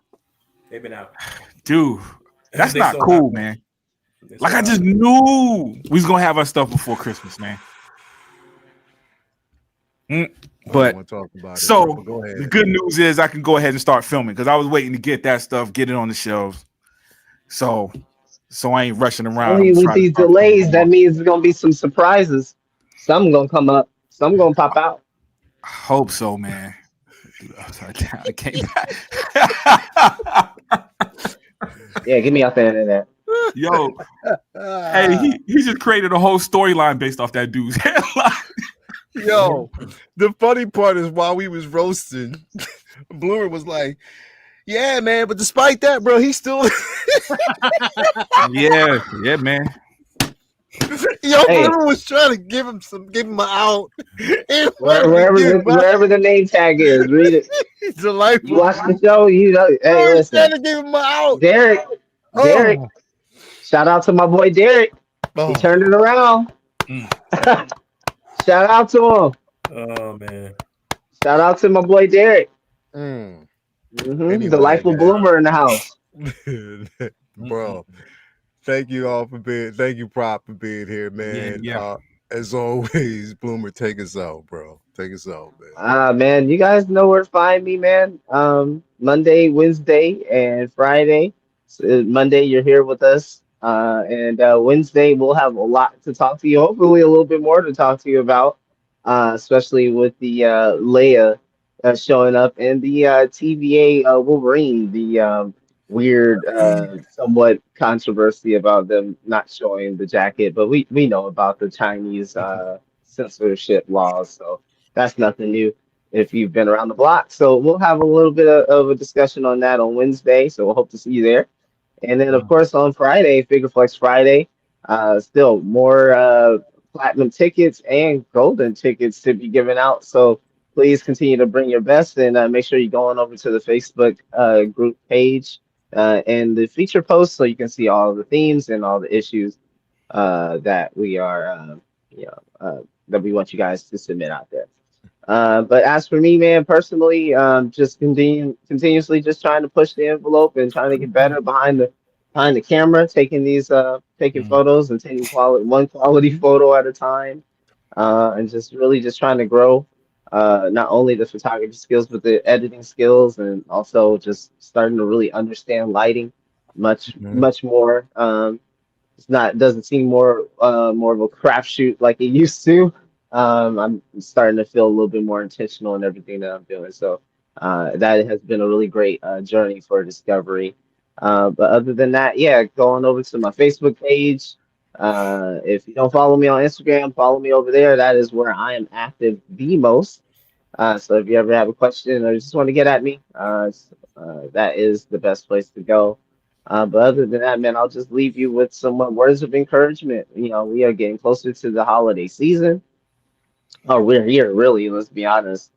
And you know, this is a tough time for people. As much as it is a glorious time for people, it is a tough time for others. Especially with the year that we've all had collectively. You know, there are people that will not be home to celebrate that day as comfortable as many of us will be able to. So please keep that perspective in mind as you go along and you know you make your pre-orders and get surprised by six scale companies this December. But please keep that in mind. And if you have anything extra in your pocket, please make sure you're giving to whatever's around you, man. Like giving to whatever is around you, donating clothes. I have plenty of clothes I need to donate, so I'll probably be driving over to Salvation Army in the next couple of weeks here just to drop some things off, make sure that you know people have some things for the holidays. But you know, canned food drives, you know how these things work, and we've done this thing time and time before. So the time is now to get out there and to make sure that you know you do your best to help out the community around you. You know, that is what this is what this civilization is all about. We can't just have these people that are not that don't want to participate. You know, this is not the time to be, you know, I hear a lot about, man, I don't want to hear about politics. Like, when do you? Because this is the time right now. This is the time more than ever to get into the conversation, even if you don't know shit. This is the time more than ever because they like the fact that you do that. The people who are against you that write these policies against you, they like that you do that because again, you're distracted. I feel as though the human mind can do both. I've been tasked with so much shit this year that I didn't think was possible, and I made it through. So, doing a little comic book talk and a little bit of politics, I think a nigga can do both, and I think we're all capable of more than we set out. It's just what you're comfortable with, and we got to get out of our comfort zones if we're going to change anything. So please keep that in mind. Keep the perspective. We love you guys out there. Take care. We'll see you soon. Very insightful, bro. Definitely very insightful here, man. As much as you don't want to be involved, you are involved. So again, thank you guys for being here, man, on the Successful Show. Have a good night. And again, we'll see you back here. Support your brick and mortar as always, man. Definitely keep on doing it. Keep on moving. And check out Support your friends, even when stupid assholes tell you not to. Exactly. Exactly, bro. Exactly. Support your friends. Even stupid assholes tell you not to. And like Prop says, go check out their scoop on Stranger Things. I